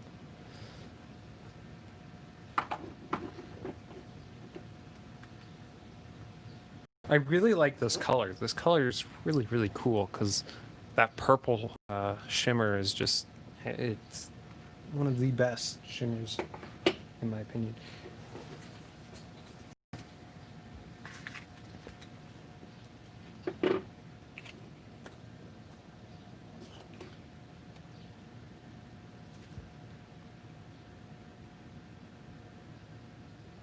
I wonder if I accidentally... Oh no, this is the wrong side. That's why. Duh. There we go.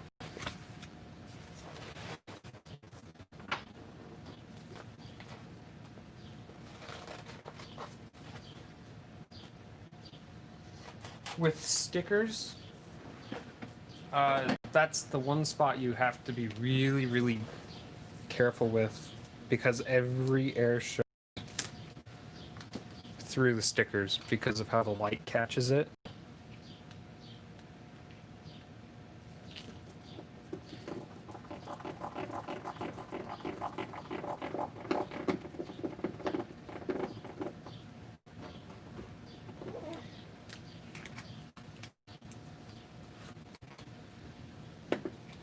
This one goes right there.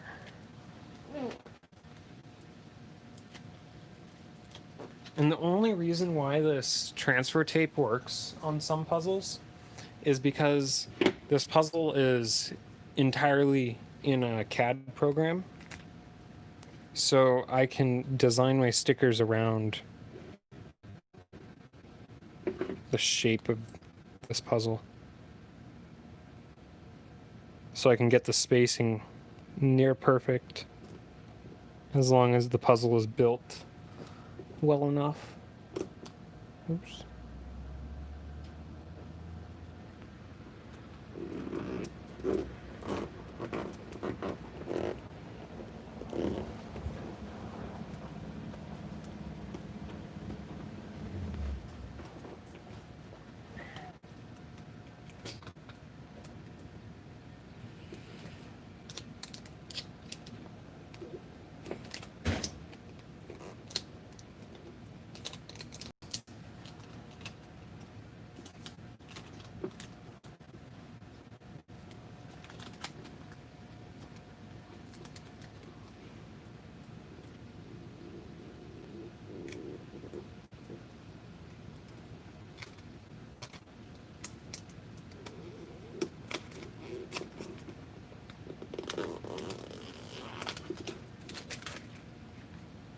There we go. Nice and clean. I really like that bluish green purple. Your mom's been trying to call you.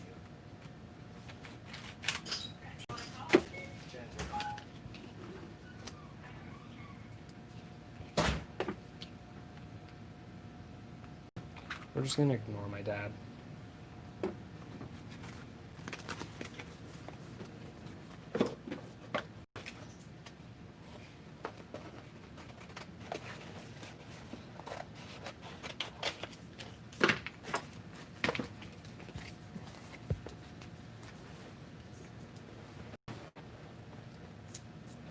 Actually doing so much better time this stream than last stream.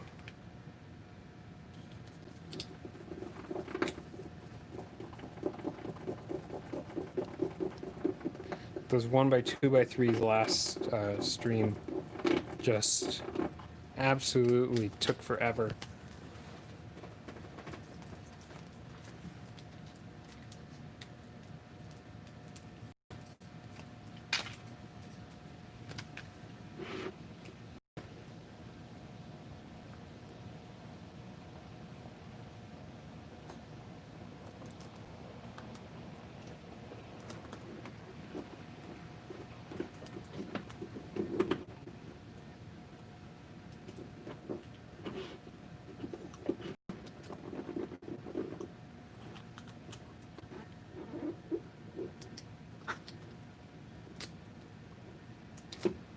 Oops.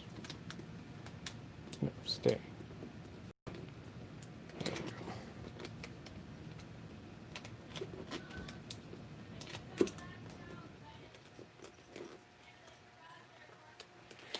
Okay, all of these stickers are now done on this one because I think this side is the cleanest on gap-wise. I might adjust this one a little bit. That one's a little close to the edge.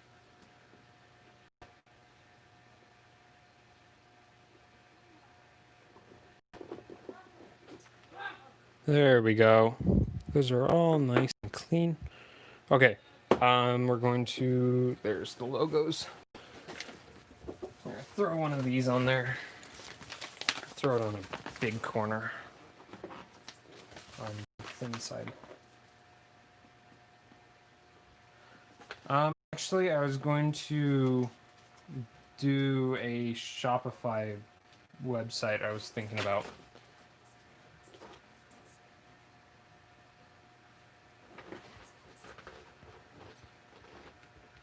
On this one. There we go. But yes, I will be putting up all of like my bump cubes on there. And then I was also going to put up these, the 5x5x3s. I'll have to redesign these first. Okay. I will have to find a marker. That will be later though. We're going to now finish up sticking this, but we're going to clean up a little bit first. Also, I was going to put all of my little circle puzzles on there as well, because those are fun and very simple and easy to do. I charge very little for them.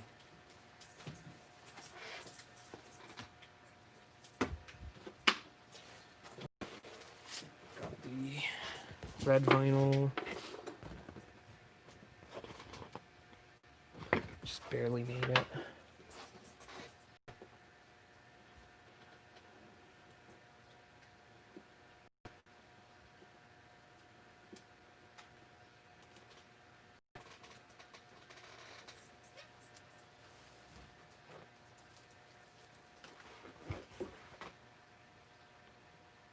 They're very,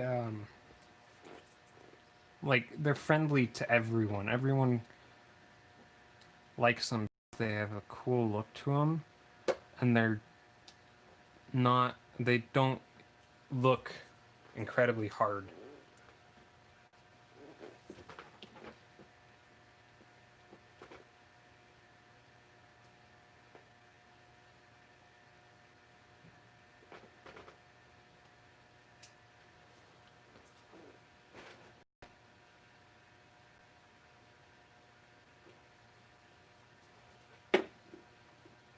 If I remembered that this puzzle was going to have outline stickers, I would have sanded it a little bit more to get rid of all the layer lines. As you can see, there's still a few. You can barely see them, but they're still there. That's another thing about 3D printed puzzles that it sucks. Okay, so I'll go into the story briefly. So Dario from ND Puzzles, NK Cubed, and I all we made a Google Hangouts, and we had, you know, our chat, and it ended up just kind of getting a little overwhelming because we added so many people into it that there would be constant notifications.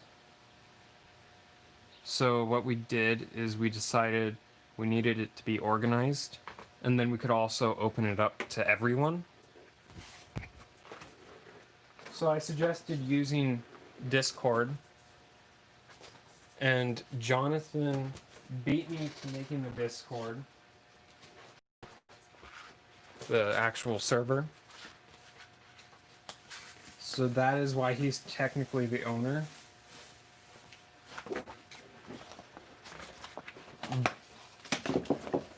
But like, I'm taking credit for coming up with the idea. And then also, I declared dictatorship, like being the lead dictator on the server.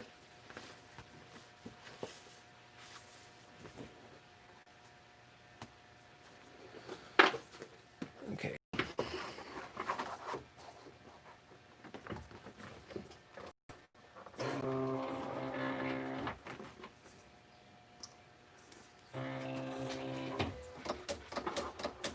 Now we're going to set up the other stickers.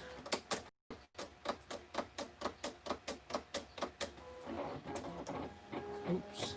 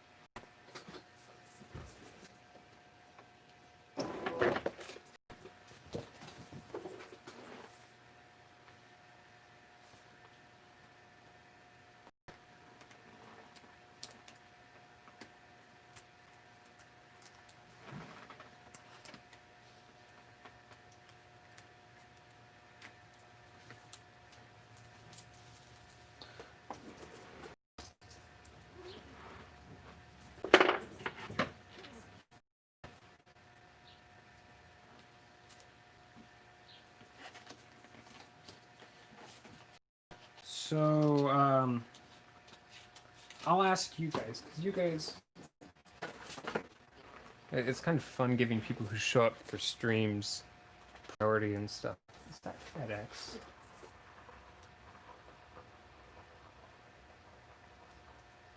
I think so. Might just, I have no idea. Someone in a white van just showed up to my house. And it's like an industrial van, so it's not some weirdo, I think.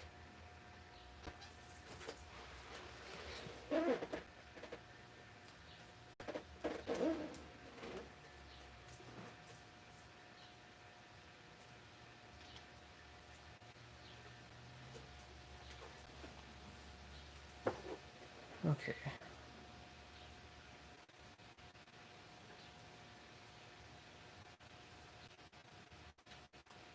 Oh, it's not FedEx, it's an Amazon guy.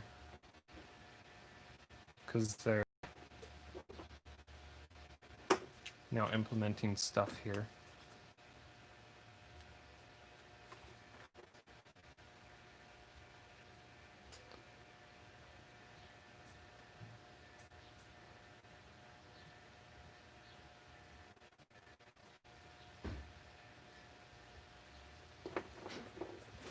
Oh, I forgot. I was gonna ask you guys what I should make the video on for next week. Should I either do this, or should I do the should I do the 3x5x5, or should I do the, I think we're calling it like Ogre's Quartz or Quartz Crystal, something like that.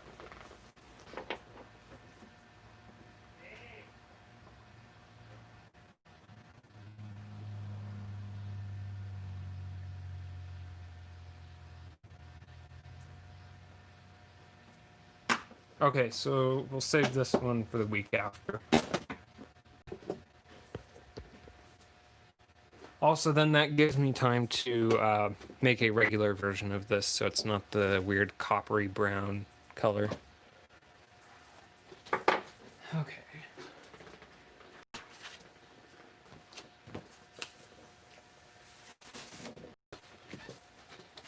Now onto glue.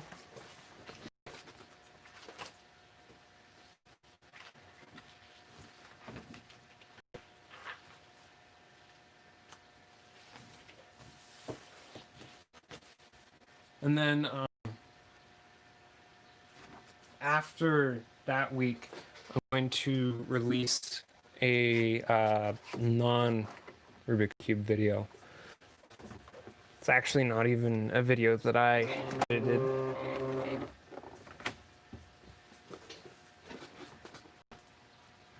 And we're gonna send it.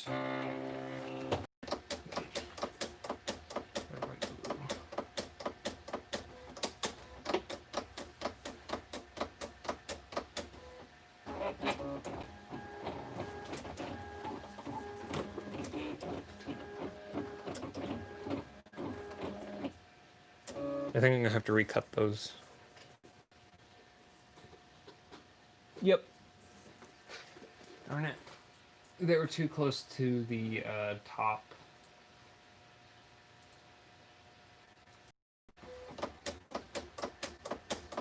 That's a bummer.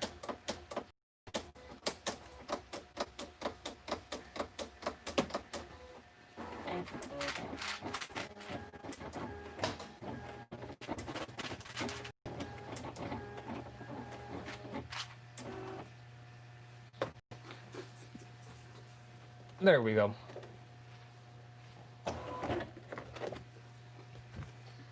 Also, we're going to stick the clamp back over there.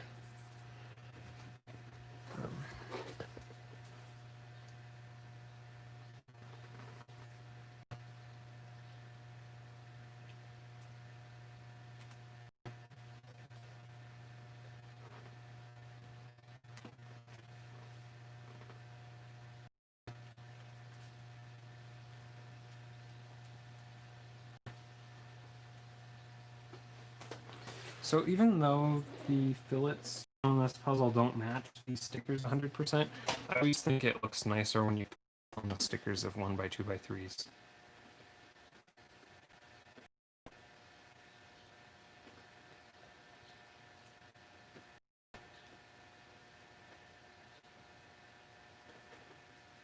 Okay, yes. I did put it on the right side.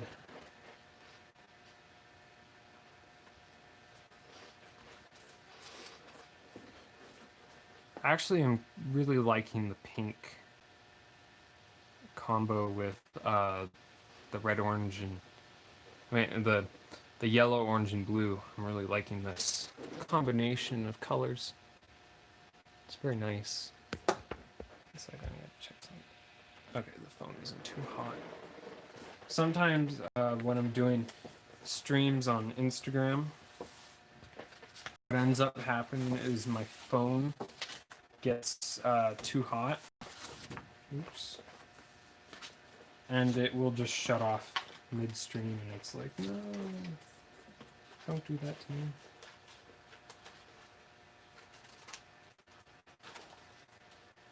There we go. Okay. Last one, and then we'll have this puzzle done too. And then I'm still feeling up to doing more stickers, so we will do the 3x5 as well. Wow, we're productive today. Aren't we?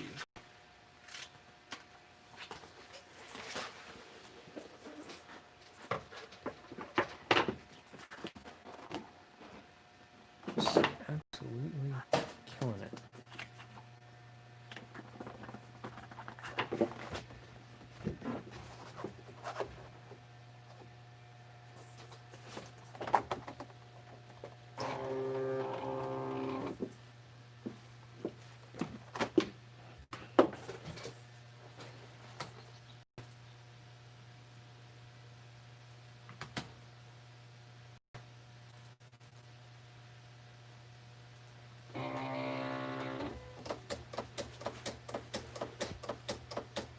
We will find a very, very tiny ogre on the sheet. I think this one will fit.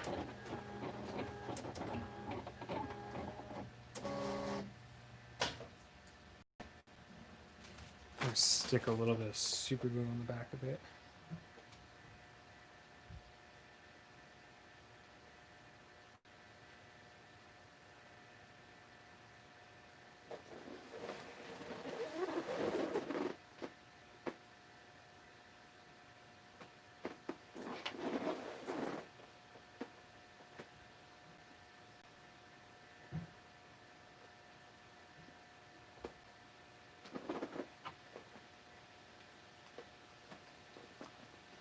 Stick it on the white side.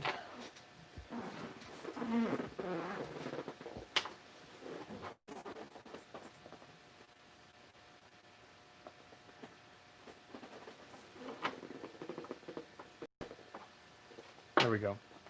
Shouldn't come off. It's bumpy from the super glue, but it's okay.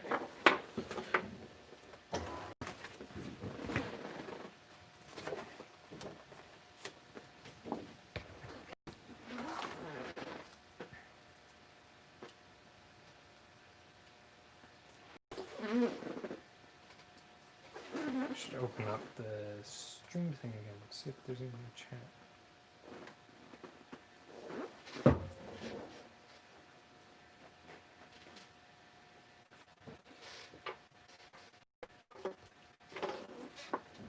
I will make sure to put them on Instagram, and I'll change the thumbnail of this video to all of the puzzles that we put together in here. I don't like that ogre is a little bumpy. I don't think I can fix it though. Oops. Okay. Thanks for watching, Kathleen, if you haven't left yet.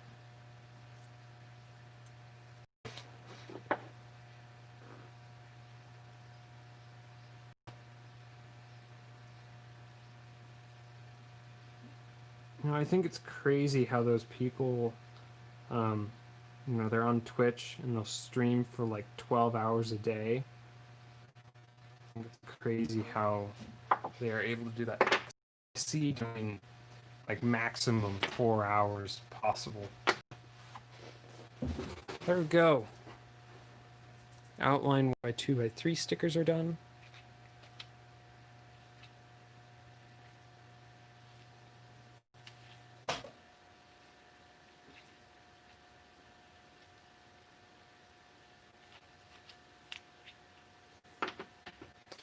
Looks nice.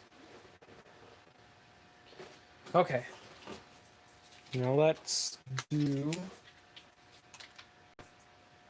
this puzzle. So something that's interesting about this 5x5x3 is I actually didn't sand the outside because, as you can see, it's that weird shiny color, and the sanding will actually completely wreck that weird shiny color, and I want to keep that. So I'm just going to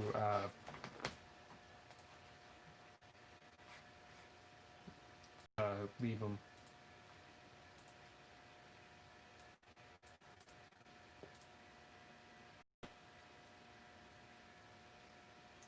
We're going to save these outline stickers.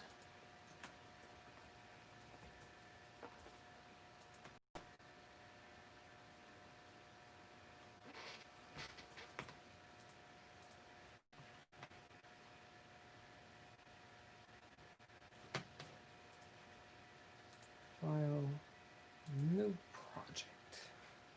I think I have these sticker templates saved. Yes, I do. I have them saved on my desktop. Makes it nice and easy to find them. Are you kidding me? I'm a lazy dumb butt.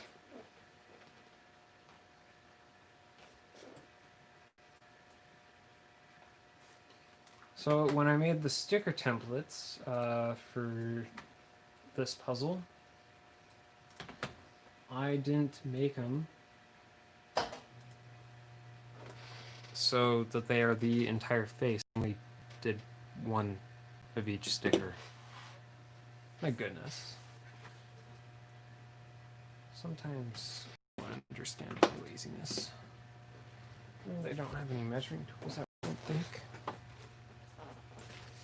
Okay, so we're gonna have to open up the CAD file. Check chat. Okay, we're good. That's another thing I have to log into my other CAD account. I'm not gonna pull up PewDiePie and expose my email.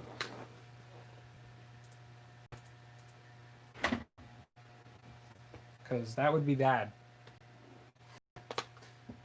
It's kind of hilarious how he did that.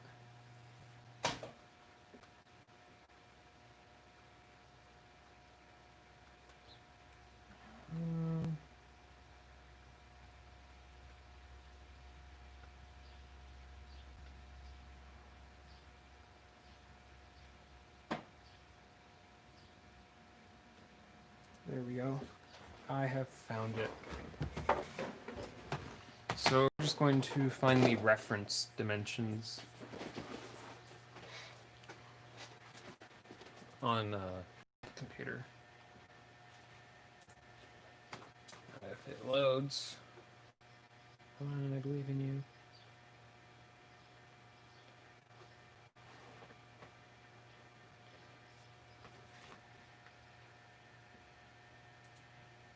Okay, wrong one. Okay, so we need to show these. And this is 9.3 millimeters wide.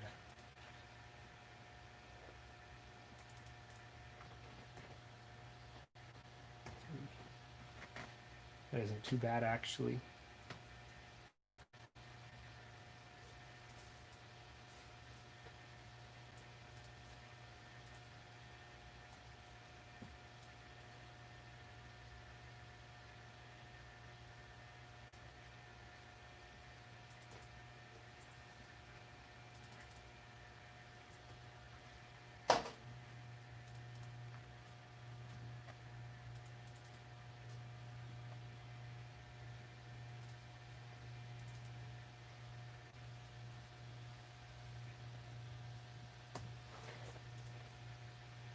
Control A, Control, oops. CV.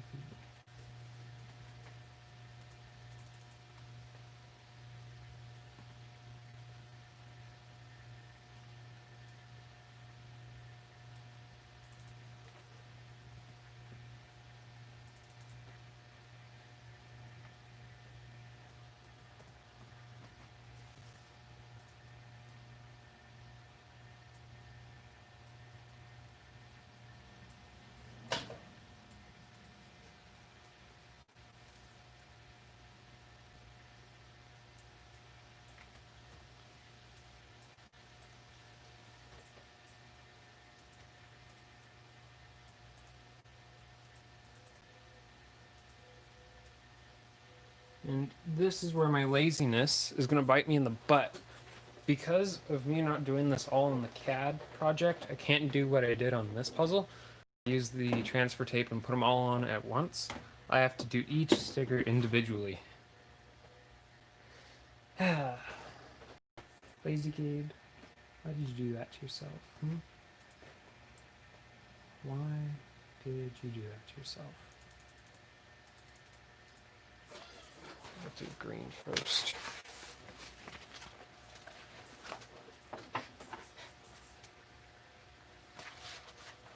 Hey, Jigglypuff.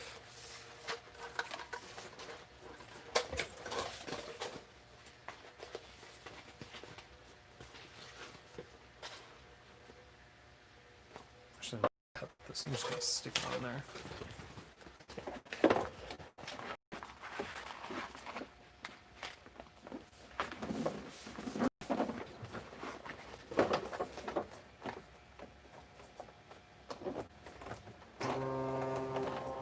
There we go. And we're gonna send that. Oh, I should have drawn a rectangle around it. Whoops.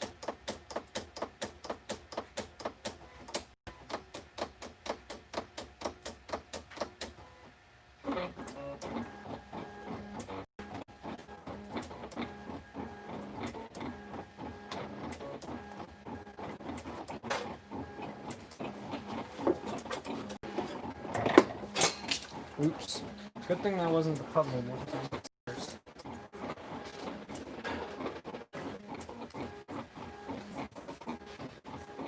Check chat.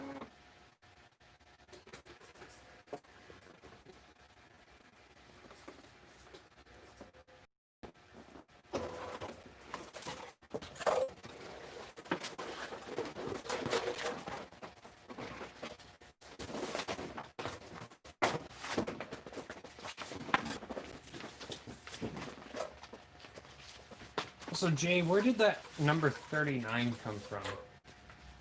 I'm curious.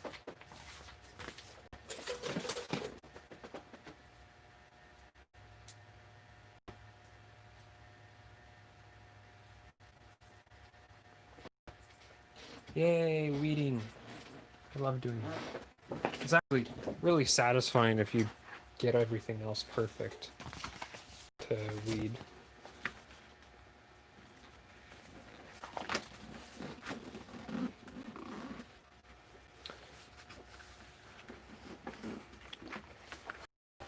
I did not know that because prepared to instantly unsubscribe, but I have actually never played any Pokemon games or anything related to Pokemon.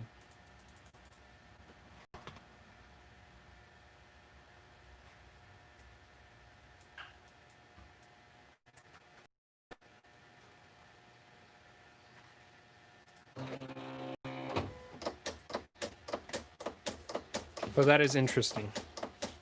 It's a nice little tidbit of information I now know.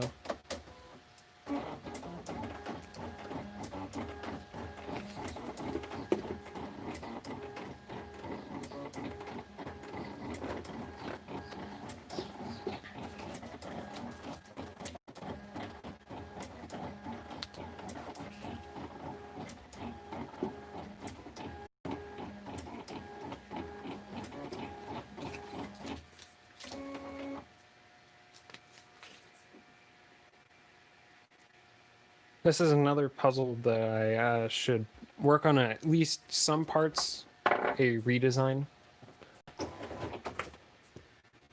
reason why is because how these screw holes are, I can't cover them up, and the sticker just covers them up. And that's a really, really lazy, horrible way to do it. Shouldn't do it that way. Should always design caps. So I have a caps emoji. For Discord.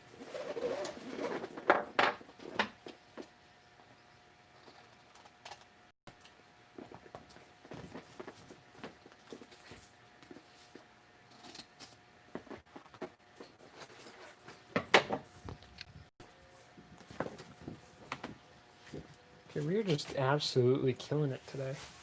I'm so happy.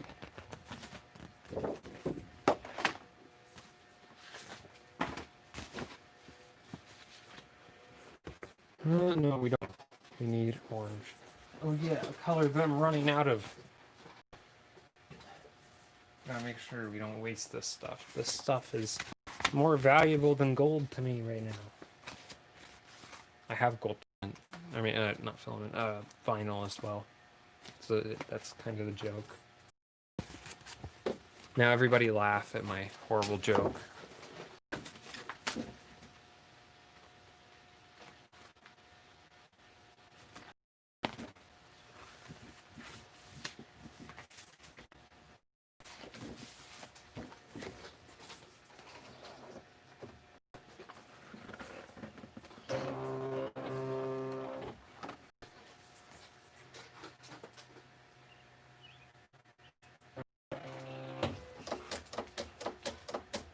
Something that I actually should do is I should take some of the thicker sticker material and I should stick it over the holes and then put the other sticker on top of that sticker material. It'll look a little funky and you'll see some different color, but I think it would look better than a weird circle on the center sticker.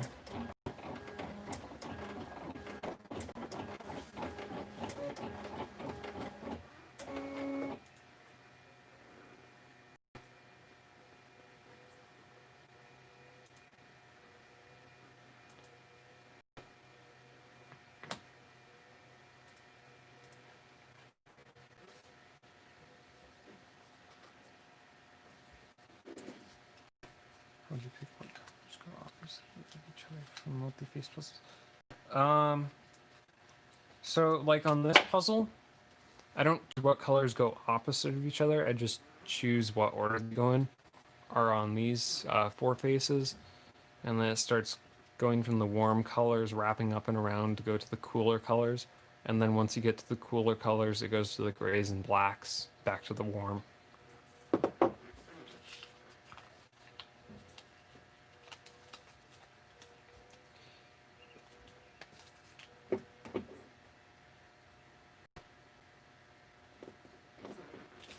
This puzzle is going to look so weird with this color scheme.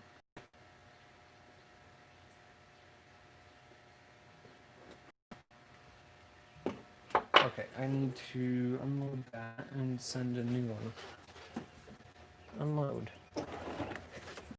Did we get them all? Yes, we did. Just barely.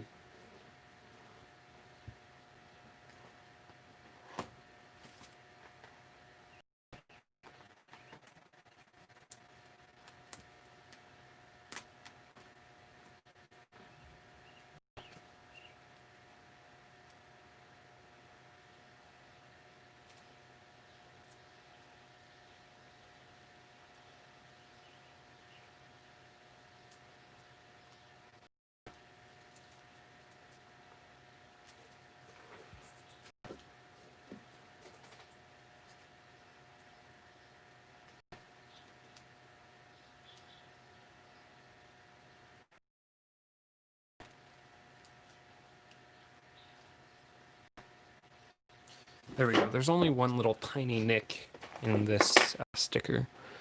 It's right there. It's not a huge deal, though. I need to get scissors.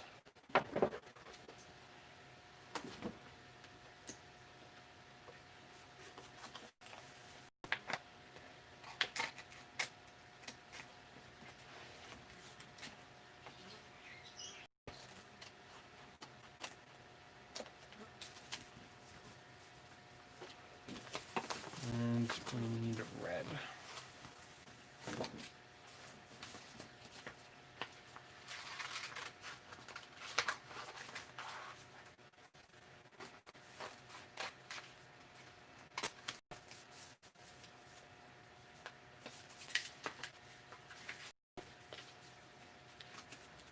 It's supposed to be a copper color, and it kind of a little bit looks like copper, but in my opinion, it's more just a metallic brown. which is kind of interesting. And I thought it would look a little bit cooler than it does, but yeah.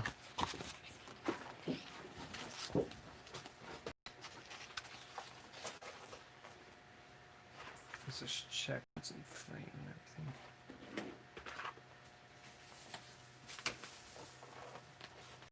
Oh wow, everything is super slow on my end.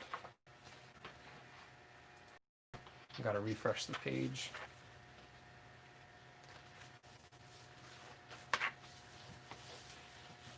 Happy it isn't actually all so super pixelated. You can actually see what I'm doing this time. It's so nice.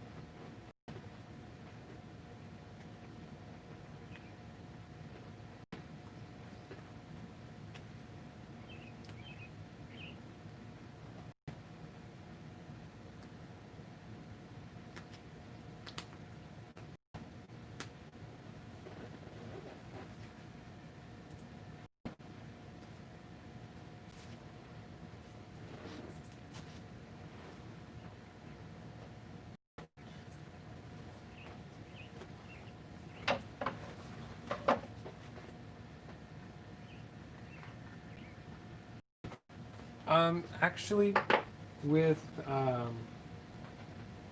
metallic filament, you don't need a ruby nozzle. And ruby nozzles have one, and they're really cool and everything, but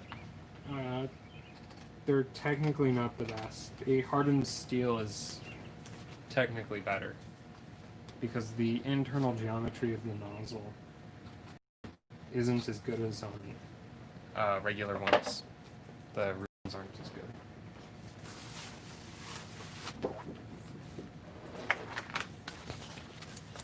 Also, another thing is, depending on how much you print, it isn't as big of a deal. I don't have anything wrong with it. So, here's... Okay, so with the metallic filament, when it's going through the nozzle, the internal part of the nozzle looks like this.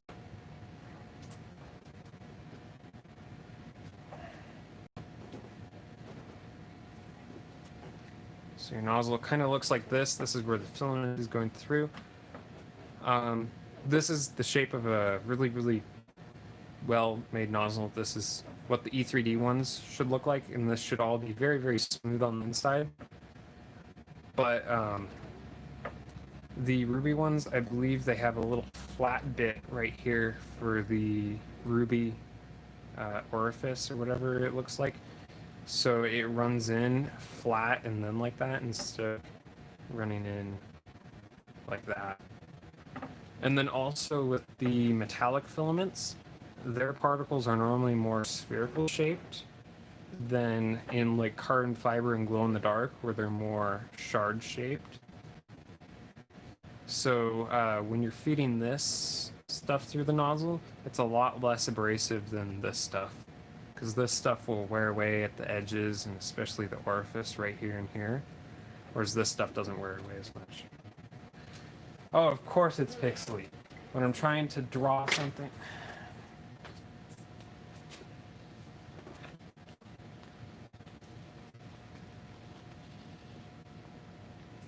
I think it's not super pixely now. Let me scroll up. Look. Ugh.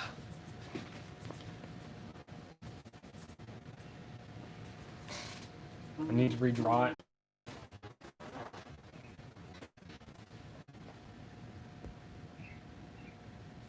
YouTube decided to crash like the app itself. So let's see if this works now. Okay, so a good nozzle shape is like this.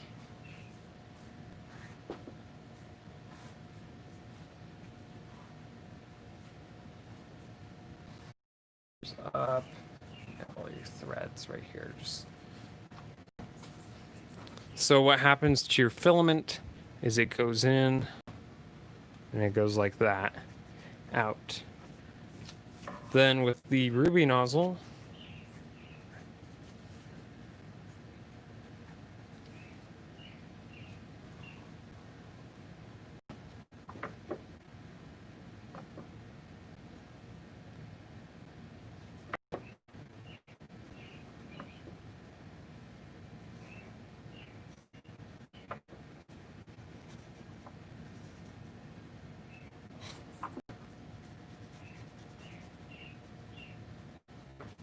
so with the ruby nozzle, it looks kind of like this on the left.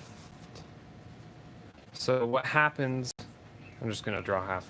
What happens is when your filament flows in, it goes, and then it goes like that.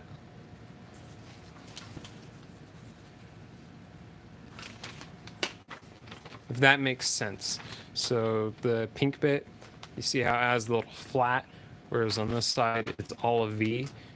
So then the filament kind of gets stuck right there. And the flow isn't as good.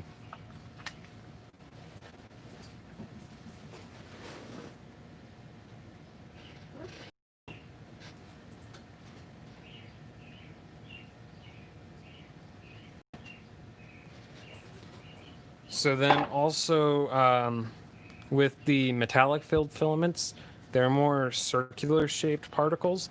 So when they're feeding through, they're kind of just rolling around. Whereas with the like carbon fiber and glow in the dark, they're more shard shaped. So when they're all lopsided, what they'll do is they'll dig into the side of the nozzle. And then they'll create wear spots.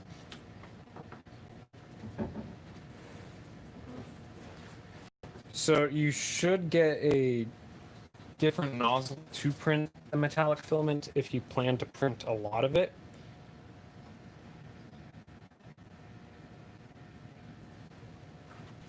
Well, yes and no to a hardened steel one. A hardened steel is the best for like less than, you know, $20 or whatever. If you want like the best, you'd want to get a tungsten carbide one. And the reason why is because the hardened steel doesn't conduct the heat as well as the tungsten carbide.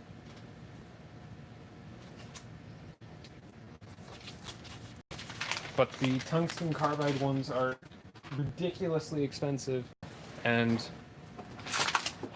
if you're just wanting to print a little bit, it's a little overkill.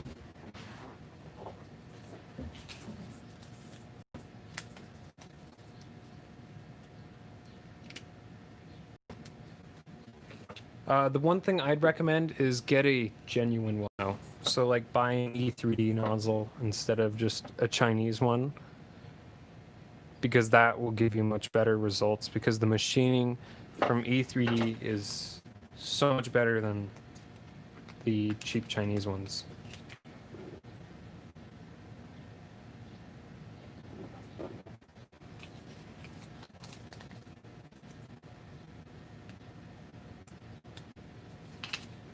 Also, Kim Kid, how's your video editing going? Or how was it?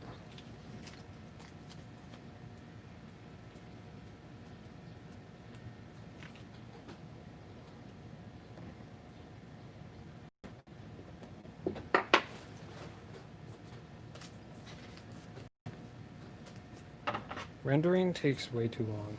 It's ridiculous.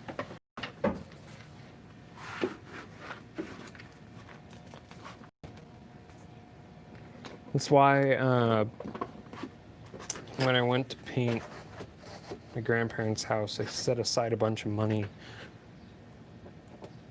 to get computer parts so I can get a really nice processor with lots of cores.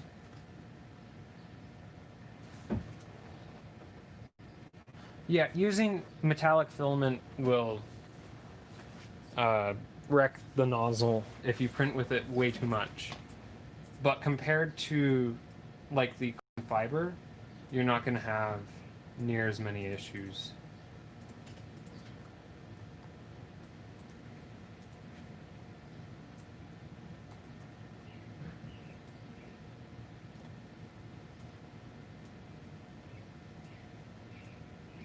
And the other thing is, if you plan on printing a lot of it, your hardened steel nozzles still will wear out.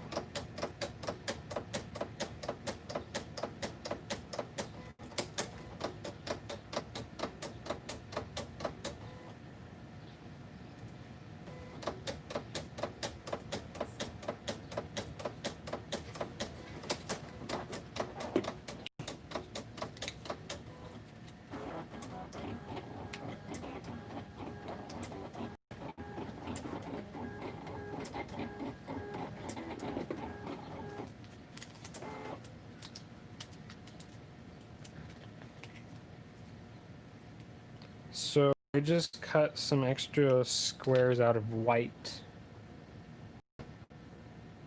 to stick underneath these center stickers. It's a really lazy fix, but it's a fix.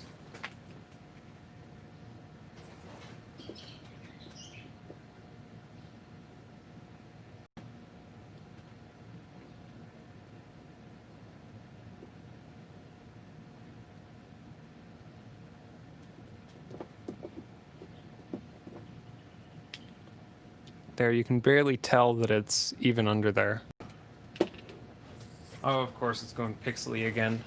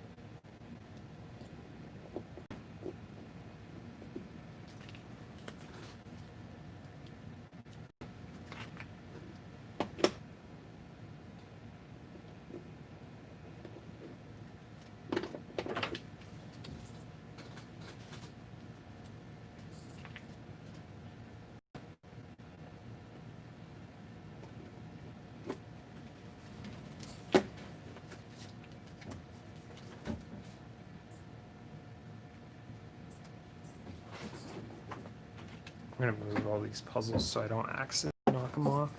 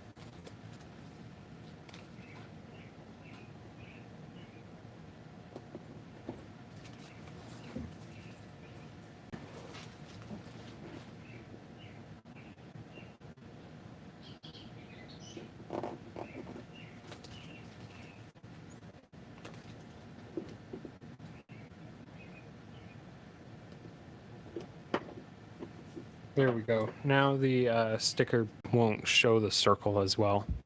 I'd rather have the extra thickness and the white showing on the edges than have a weird circle.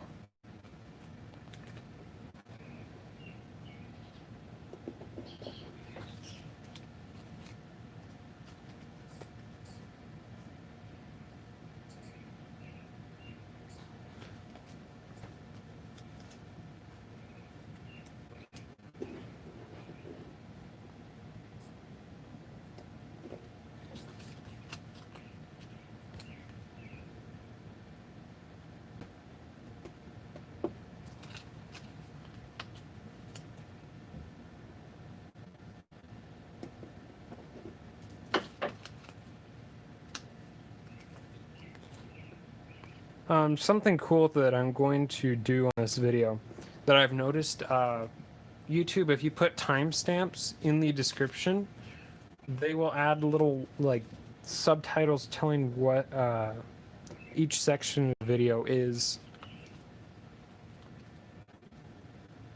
So I'm going to do that for the video.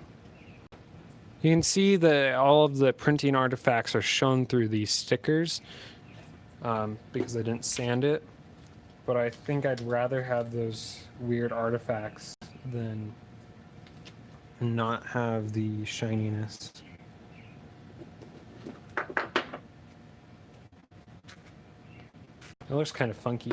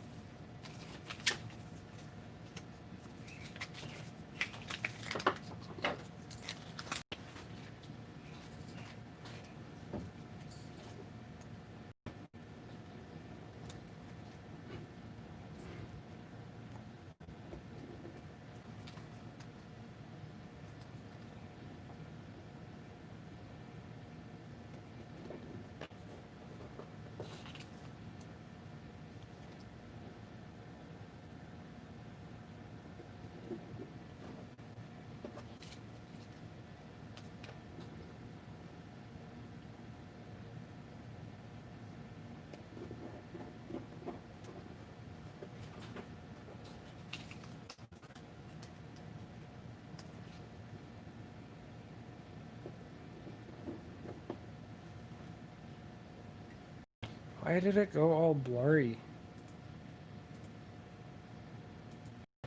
It's streaming 480. Oh, sweet. Yes, it's on my, not the streaming end. It's on my computer that I'm monitoring the stream on. That's nice. So it's just my internet.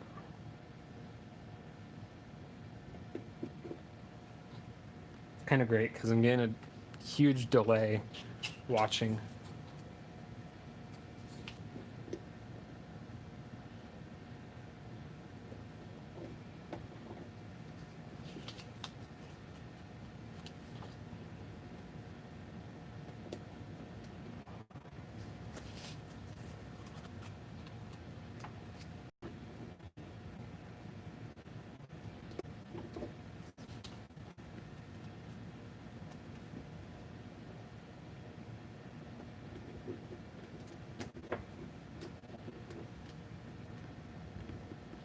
It's interesting getting this cool hash pattern.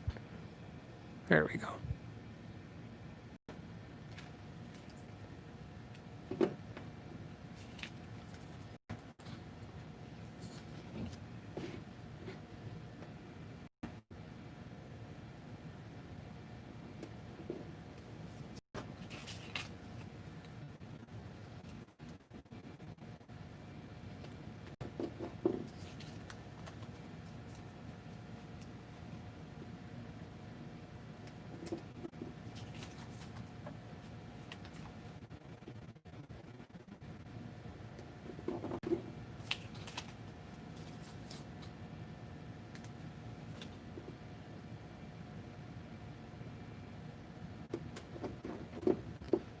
There we go.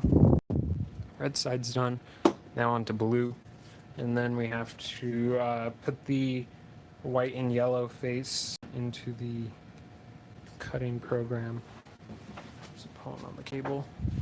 Now I'm going to adjust this real quick. Right there.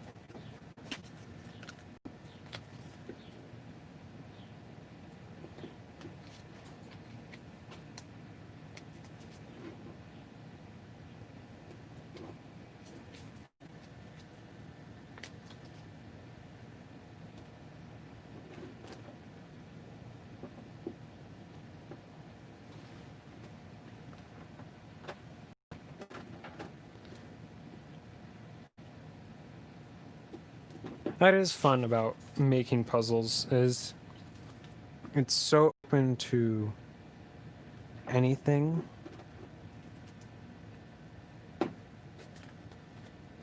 That you can just, and anything is, well, almost anything is possible. There's obvious limits, size, money. Like, I doubt anyone is going to beat the 33 by 33 world record for a while. Because Greg lost so much time, and, well, he didn't lose time, but he lost so much money making it. He talked about how that fish tank that he made him a lot more money than puzzles.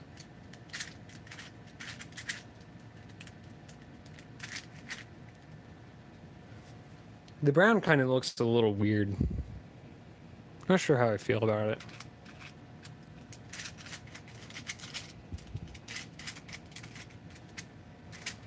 So we're just gonna finish this, these two sides up, and then we'll be done.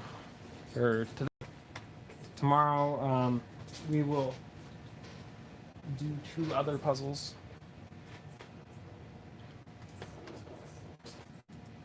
We gotta refresh.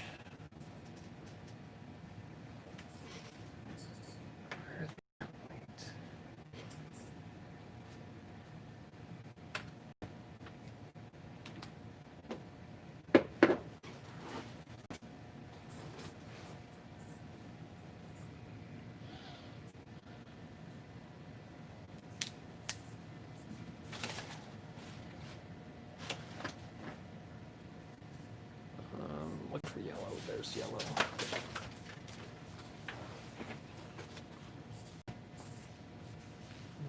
There's the sheet.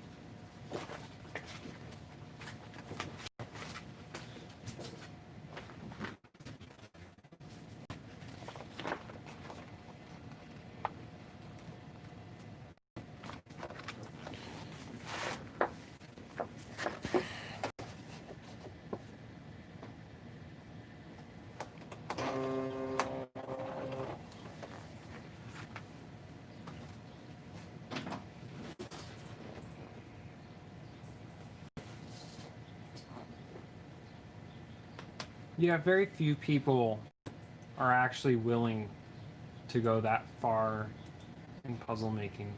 It's just too extreme. 34.1.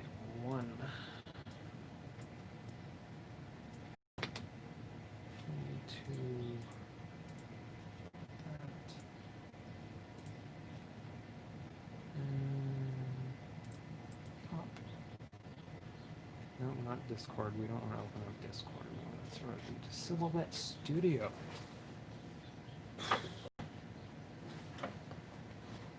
Got red. This will be white. This will be yellow. Now where did that thing? Oh, I was in the wrong thing. Oops.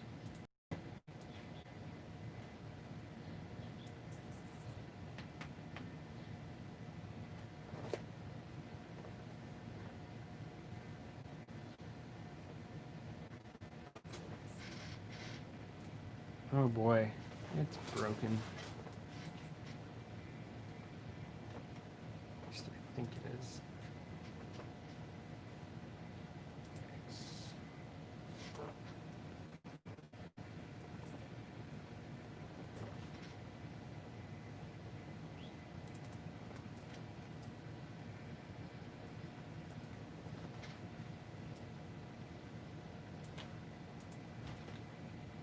Okay, yeah, it's all broken. We gotta re-export it.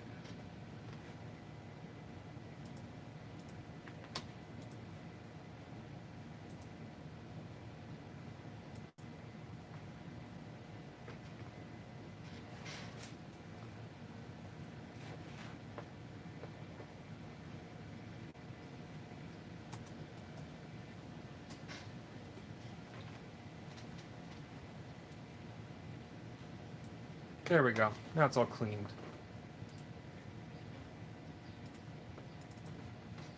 34. What?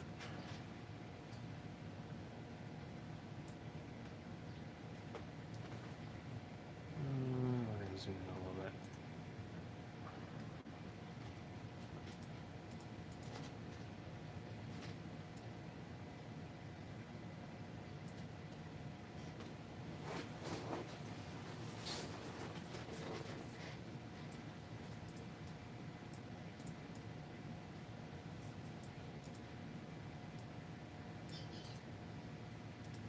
Copy, paste.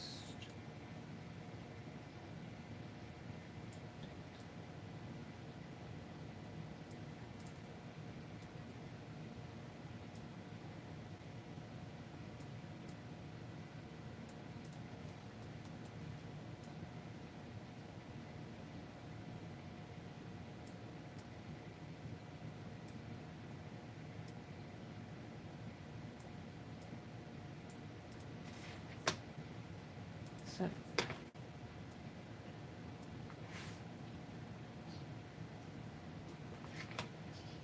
We're going to turn down the hardness to 12 and then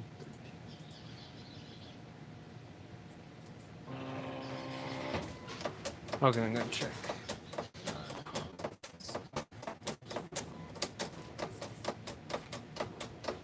Okay.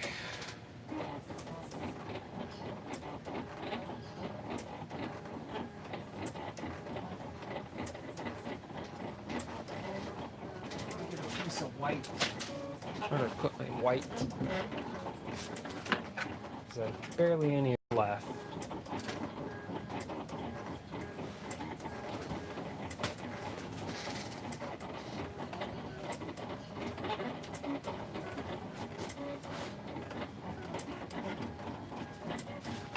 I will have to go buy some later tonight.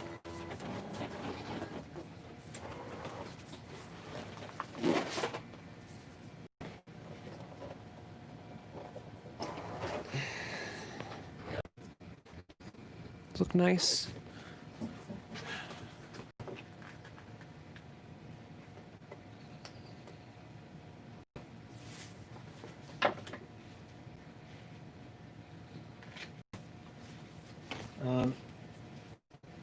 Jay, I'm gonna just throw this out there. One of my favorite puzzle designers would have to be Walliver. W-A-L-A-B-E.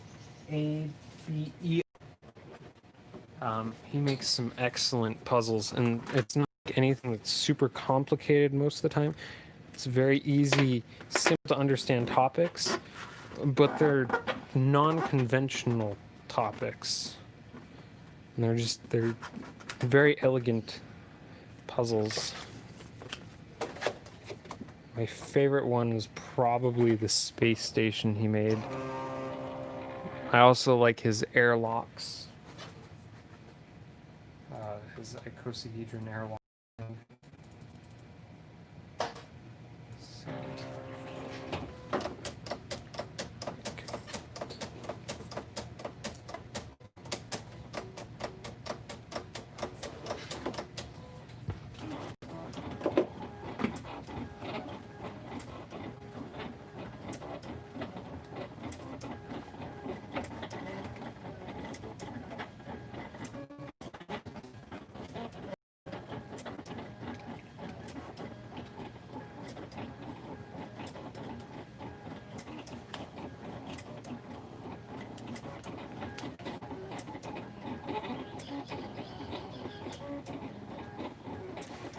You know, a puzzle I'm surprised companies haven't mass produced yet, like Moyu and stuff.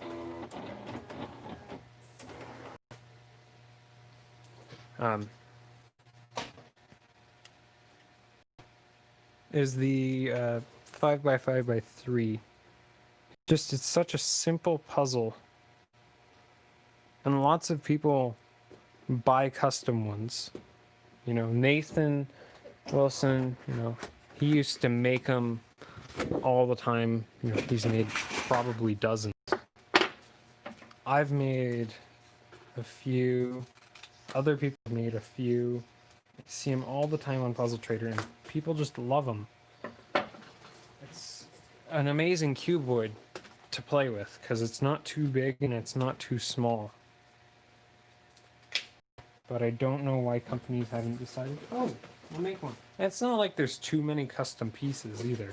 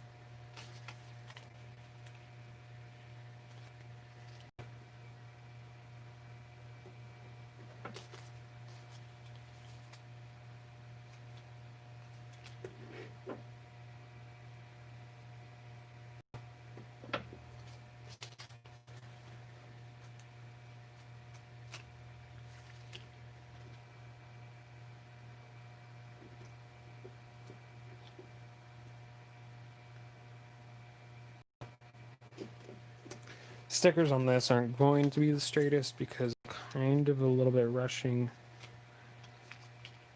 because I'm getting hungry. I want to go eat something, but I also want to finish this up and finish up the stream.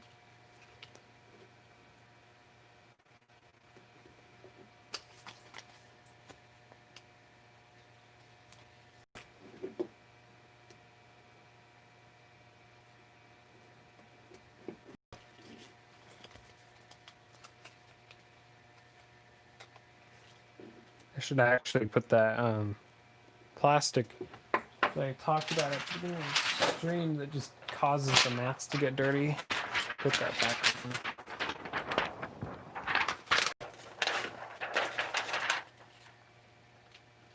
After I eat, I think I might head to Walmart to go get more white vinyl.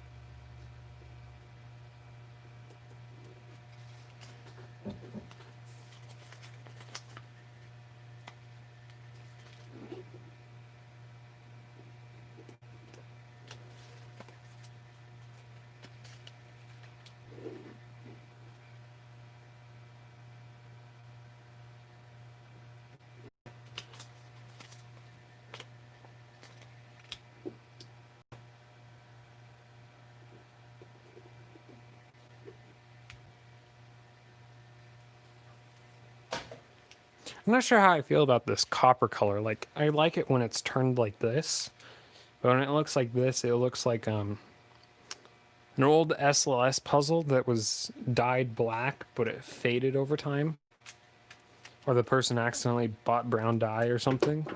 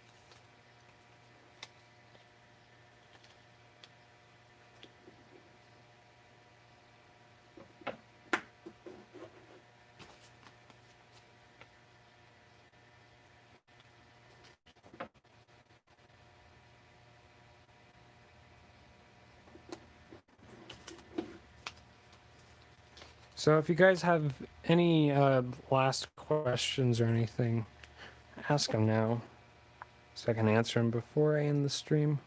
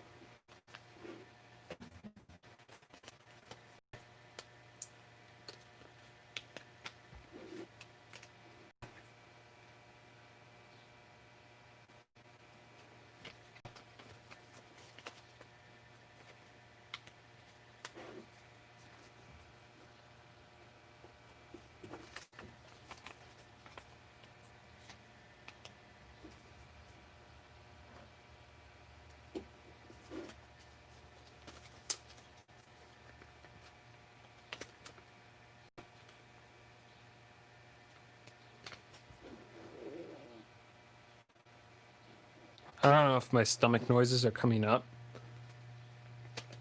but if you hear them, I'm sorry. That's how hungry I am.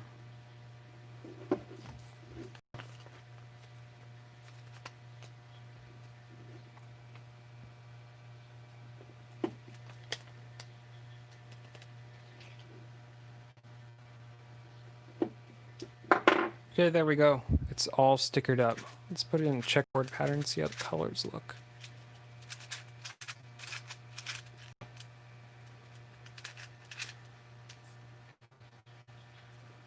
It doesn't look actually too bad. It's weird. And especially how like some of the colors shimmer at different ways and different angles. See, like this piece is lighter than these ones. And now these ones are lighter than the edges. You can see it mostly like when you do half turns. Or we'll do some shape-shifting moves too.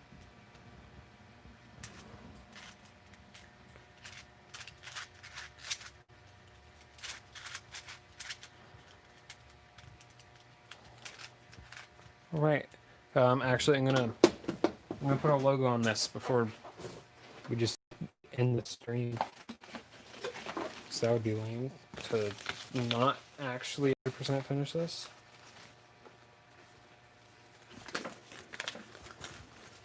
Figure out. We'll put it on these. Unless I have some.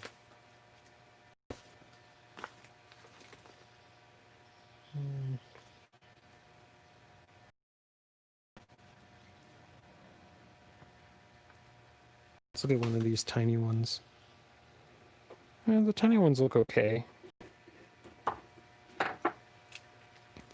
See, it's very tiny. Little baby ogre. Okay, so what we completed today was stickering this puzzle, putting this puzzle back together, and stickering these two puzzles. I'd call that pretty successful. Here. Yeah, so that's about it for the stream. I hope you guys enjoyed it. You know, the two of you that are left here watching. I might do one tomorrow. If I don't, it's because I'm stickering on my... Alright, yeah, I'll see you later. Goodbye.